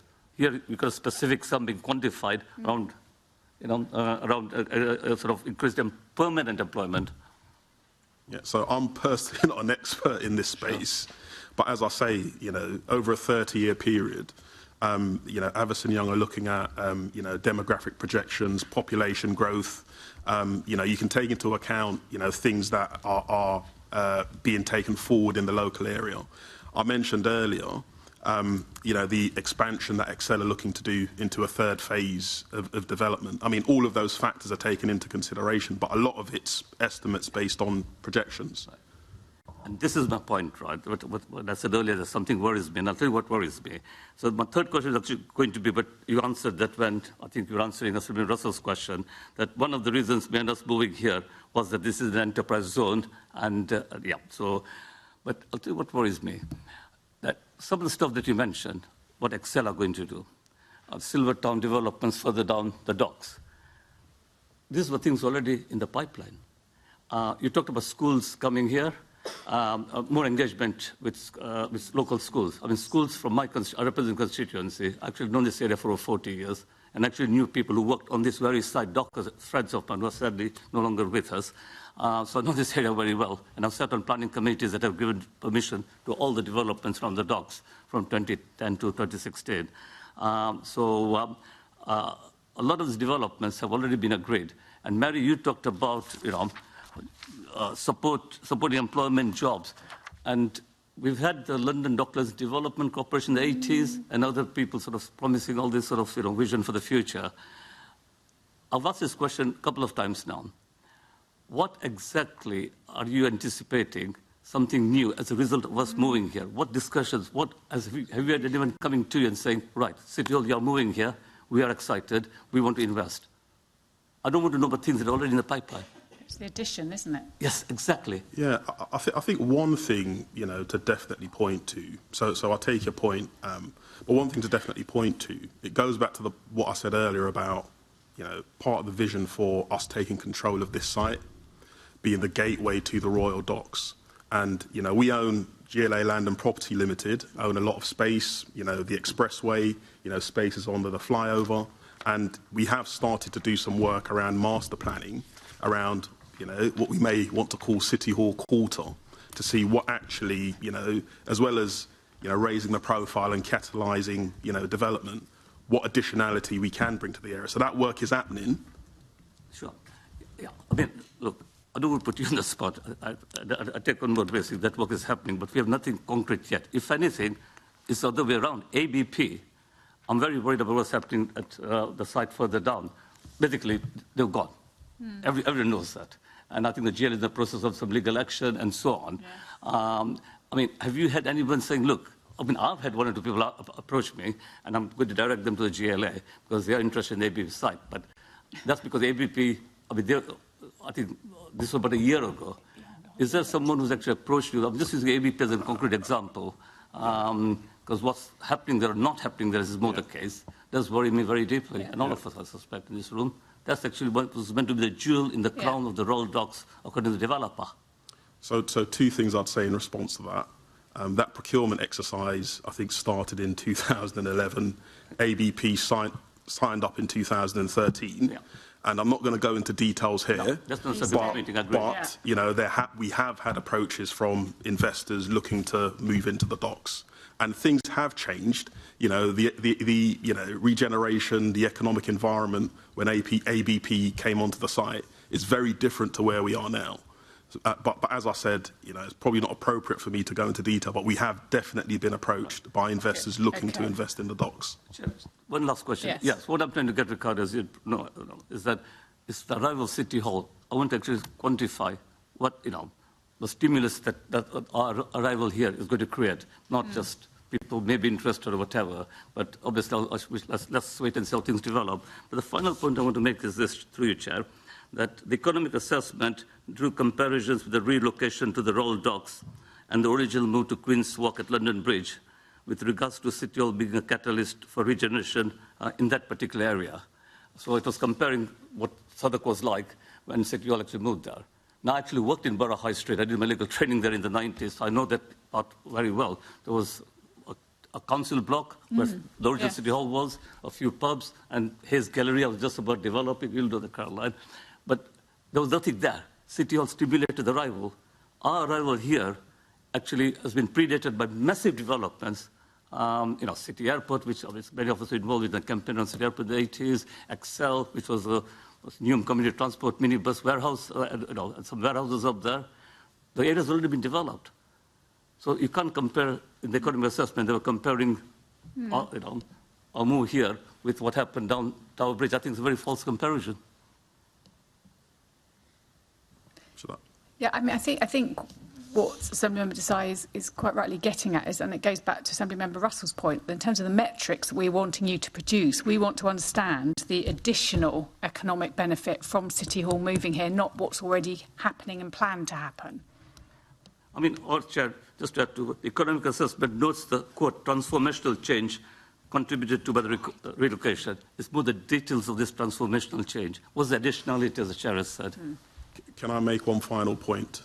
because I suspect this could go on for a very long time. The difference between the old City Hall and the Royal Docks is the amount of control and influence that we have as the GLA moving here. We're a significant landowner. We've got established relationships. We've got an established network, and that will work in our favour. So, you know, yes, I take your point around the comparisons made 20 years ago when the old City Hall opened. But to a large extent, a lot of what is happening around here, you know, we have a lot of control and influence over. Chair, thank you. I'll leave it Okay, Assembly Member McCartney. Thank you. And can I just start by adding my thanks as well for the work you've all done. And I think it has been impressive to deliver this in 15 months, you said, yes. And can I say, just walking in, it is really impressive. And I think it's actually has more of an impact, certainly interior-wise, than the old City Hall. So I think that's very good. Just picking up on the Section 106 agreement, if when you respond, you could say how many jobs were created for local people during the construction phase, if you have that, that would be useful as well. But can I ask about visitor numbers? Because I know in the economic assessment it is said that we anticipate visitor numbers to this building at a similar rate at the old City Hall. And I'm assuming we're not talking about people are turning up for events. I'm assuming that's other people visiting. And so can I just ask a little bit about that? Are you convinced you will meet those visitor numbers, and how are you monitoring them? So our visitor numbers, we've got a back history of visitor numbers at Old City Hall. And the way we did it was we counted everybody who went through the search arch. So it could be some of them coming to use the public cafe or visiting one of those. They could be coming to use, they might be coming to see you, they might be coming to use the cafe, they might be just coming in out of the rain, they might be coming to use the changing places facility, which is very specialist, and there are very few of them. So I can't break down exactly what was what.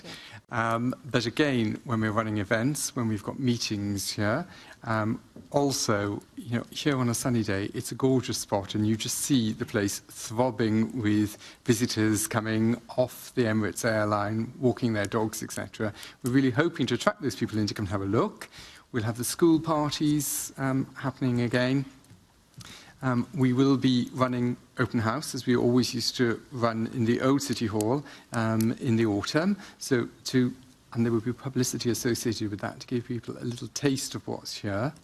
You know, we've only just starting to establish our cafe now. As you know, we're ramping up from a very basic menu.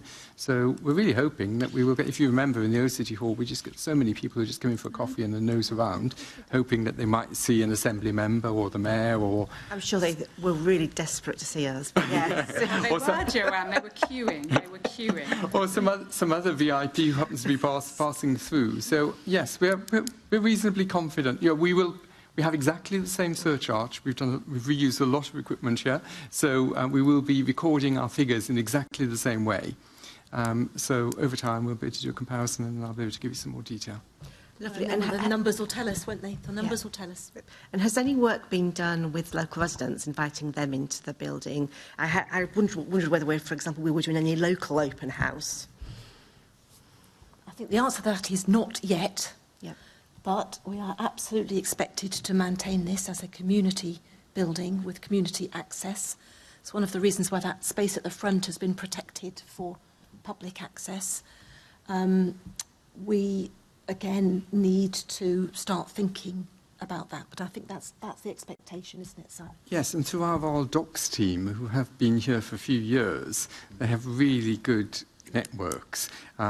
My team are tied into the business networks, and colleagues Excel and the various security providers around here. But the Royal Docks team, they have the real contacts with the residents and the neighbours, and I have a session shortly with the Royal Docks team to see how we can explore that. Because, of course, with summer coming up, there will be activities here. Absolutely. And I'm quite disappointed Assembly Member Hall has gone, because she might have enjoyed the beach that was at the Royal Docks. Stop. She's very keen to know she's got to get all the way back to where she is, which takes ages from here. But. So can I just ask, but are we feeding into those sort of events as well, because just having some information about what we do with those wider community events would be really useful. Yes, and we are working with the Royal Docks events team. And, thank you. Yes, And then- and you will continue to see beaches and children's splash days and all kinds of things, I'm sure. And then my final question, I think, is probably for Mary, and that's how are we going to assess the wider engagement and see how the relocation has impacted how Londoners engage with City Hall? Well, I think that comes back to an earlier question, doesn't it? I mean, I think that's absolutely on our list of top priorities now that we're here. I think you've heard the story of the last 15 months. A lot of the last 5 or 6 have been completely focused on getting us in here. And we now need to turn our mind to some sort of really good structured plans to put this place on the map of Londoners' minds, as well as to encourage as many of them as we can to come and visit us here. And I think we do need to use the events programme smartly to do that as well. Okay, thank you, Chair. Lovely, thank you. Could I just pick up, where will you be installing some of the key things from the old City Hall, such as the Olympic and Paralympic kind of cabinet with the torches and all that, which were always popular when visitors came to see City Hall, the remembrance books, all that sort of thing? Where will that be? And will you be developing some sort of key facts about the building and so on? I used to have a lovely little pitch, as I took people on a tour. I could talk about the concept behind the home of London government. Yep. I need to know what my spiel is here and to understand the key facts about this building. So will you be developing that as well to enable us and others when we do tours of the building and when we have events here? Absolutely, because as I've already mentioned, London Open House in September, so my team are working very hard on interesting, relevant facts, which we're very, very happy to share, and we will put on our website as well as we did before. On your point about the memorabilia, should we call it, so the Olympics medals, etc., they're currently on loan for the anniversary, so we will be getting them back soon. 10th anniversary of the Olympics. Olympics and Paralympics, we have to say both. Really important. But so they've bought. Okay, I was wondering where they're on loan to. I was slightly. No. They were on loan to LLDC to mark the celebrations for the 10th anniversary. And yes, the cabinet contains both the Paralympics and the Olympics. So once that celebration marking the anniversary is over, then they will be coming back here, and we will be placing them in the living room, the lovely space in the north wing. And also, yes, the memorial is on its way. We put a lot of stuff in very careful storage when we moved, and gradually, piece by piece, we're bringing it out. But yes, things that you saw in City Hall will be returning here, and yes, we'll have a good tour guide for you. Lovely, thank you. I've got Assembly Member Fortune, and then I think, do you want to do the final question on Southwark? Fine, lovely. Okay, Assembly Member Fortune. Thank you. A couple of quick points. One number I was hoping you would unpack for me is the impact on local spending, which builds up to 5.8 million over a 30-year period. Bringing that right down, that comes to 1,300 a day local spending. I was just wondering how we got to that figure. Is that from the economic assessment, Assembly Member? We can come back to you with the detail on that. Because I was just, so it's not me then. How many staff do we think will have working in the building on an average day? 200 or so? Up to? 200 a day, every day, okay. Because the numbers here were about 226 people, all spending about £6 a day, 5 days a week. So I thought that number was quite a stretch. So it'd be interesting to unpack that. And that, I guess, means people are going out to the building and not using the cafe, which sounds like it's going to be wonderful. Okay. We'd expect people to do a bit of both. Yeah, okay. That's right. It was just that impact on the local economy. The second is someone going to open the building when it's ready? It is ready. And we are very much planning to have a formal opening. And we have asked people whether they would like to do that. Yes, we look forward to that, which would be lovely, particularly in this year, I would have thought. Let's move on just to look at, finally, the impact on Southwark, which feels like it's been missed. Assembly Member Desai. Thank you, Chair. Chair, firstly, can I just say 3 quick points? Can I vouch for the work of the Royal Docks team? I've been familiar with their work for the last 4 or 5 years, and they do have extensive range of networks all around the docks, so I think you're in good hands there. And also, my particular concern is about the map in the map room area, because whenever I used to bring visitors, I mean, that, so I don't know if there's a way of anyway, fitting it in somewhere there, but I'll leave that in your capable hands. And I suppose the selling spiel I would give is that City Hall moving here is part of London's continuing move eastwards. But I would say that, wouldn't I? So going back to Southwark, my Assembly Member Marine Ahmed, who represents Southwark, would have asked this question, but she had to go to another meeting. So the question is this: were any potential impacts on the London Bridge area and the Borough of Southwark factored into the decision to relocate City Hall? The anticipated economic impact of the relocation on the Borough of Southwark is my question. So I think, Assembly Member Desai, it's worth bearing in mind that, while we retain a presence at Union Street for the bulk of our staffing body, we are continuing to contribute to the local economy in Southwark. Okay. I know some of the local restaurants, or people who I know, are not very happy with in Julia Street, but there we are. Very, very nice places to eat as well around Union Street, I think. I've assured them of my business anyway. But the question was, did you assess the impact on Southwark as part of it? I don't think we could find it in the paperwork. I don't think we did explicitly. No, but I think, no. So, but as has already been said, the bulk of our staff remain in Southwark, and Tooley Street restaurants may now be missing out, but Union Street restaurants are full. So, but yes, we didn't look explicitly at Southwark. No. I think more than restaurants, more the feel-good factor, around Tooley Street and surrounding areas. I think it's also the image of the empty City Hall building, which will make people think. I think so, and London Partners have now moved out and moved in, so I think there is a big impact on that bit of Southwark. As a former deputy leader of the borough, I know it will have had a huge impact actually on that part. Though other places like Jerwood Space will have benefited hugely from our income in recent weeks, at least. I don't think I have any other questions, members. So, can I? Oh, Mary, Chief Officer. Do you mind if I just make a couple of final comments? Okay. Yes, I was going to start, but yes, is that fine. okay? Yes, it is. So, of course we do. We completely get that this is the Oversight Committee.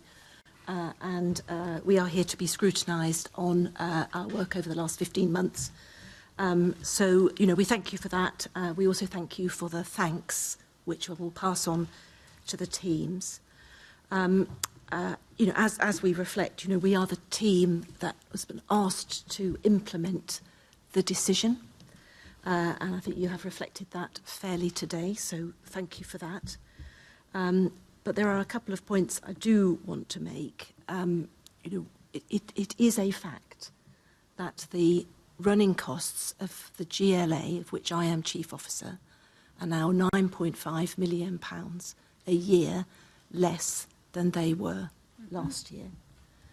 And it is a fact that the lease that we have here for 25 years, with an option to renew after that, is a substantially different prospect financially than continuing to negotiate short-term leases with anybody else, anywhere else. And I really don't think we have touched on that today. We've touched on a 5-year figure, which actually, and David has been clear, remains £61 million. But, this is not a 5-year project. This is a project into the future, and we're now here for at least the next 25 years at a completely different financial model than we were in the last City Hall. So I think that longevity now of where we are, we've missed that today. Assembly Member Hall has raised the question about Union Street, which is a fair question. But the longevity of here, I think we have missed today.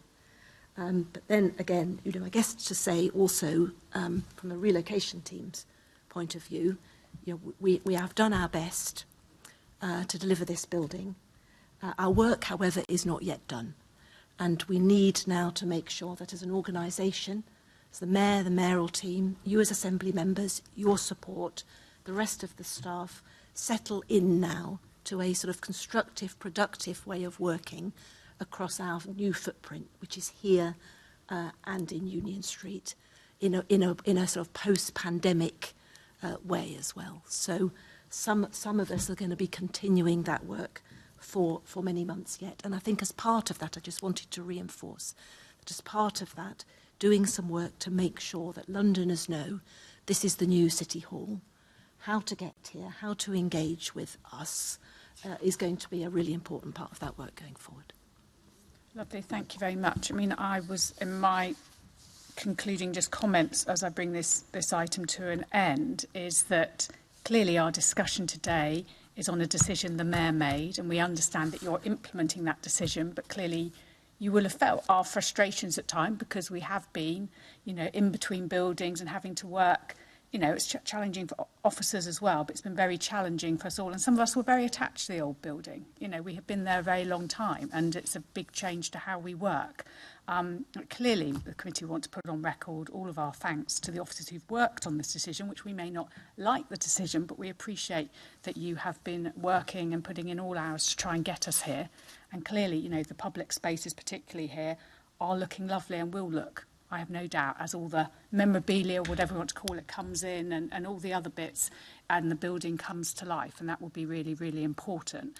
But our role is today looking at the robustness of the decision, looking at the finances of that decision and the public statements that have been made and whether they really stack up. And obviously we have teased out today where we think a couple of places they don't, but we will be wanting to look at the figures more and look at what we can do, if we can do some more discussion in public, ideally, so that we can conclude this piece of work. But because the numbers are still slightly fluid in your discussions with contractors, we will want to come back to this, I'm sure, in a few months at the appropriate time. But thank you all so much for your time today. So Steve, Millie, obviously Mary, Riccardo, Simon and David, we appreciate your time this afternoon.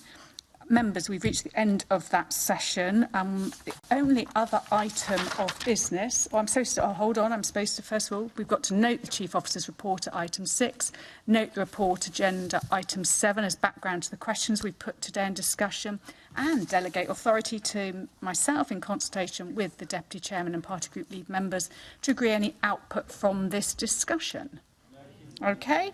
And then I've got no other urgent business. Thank you, members, for your time. The date of the next meeting is going to be confirmed at our AGM. Thank you all so much.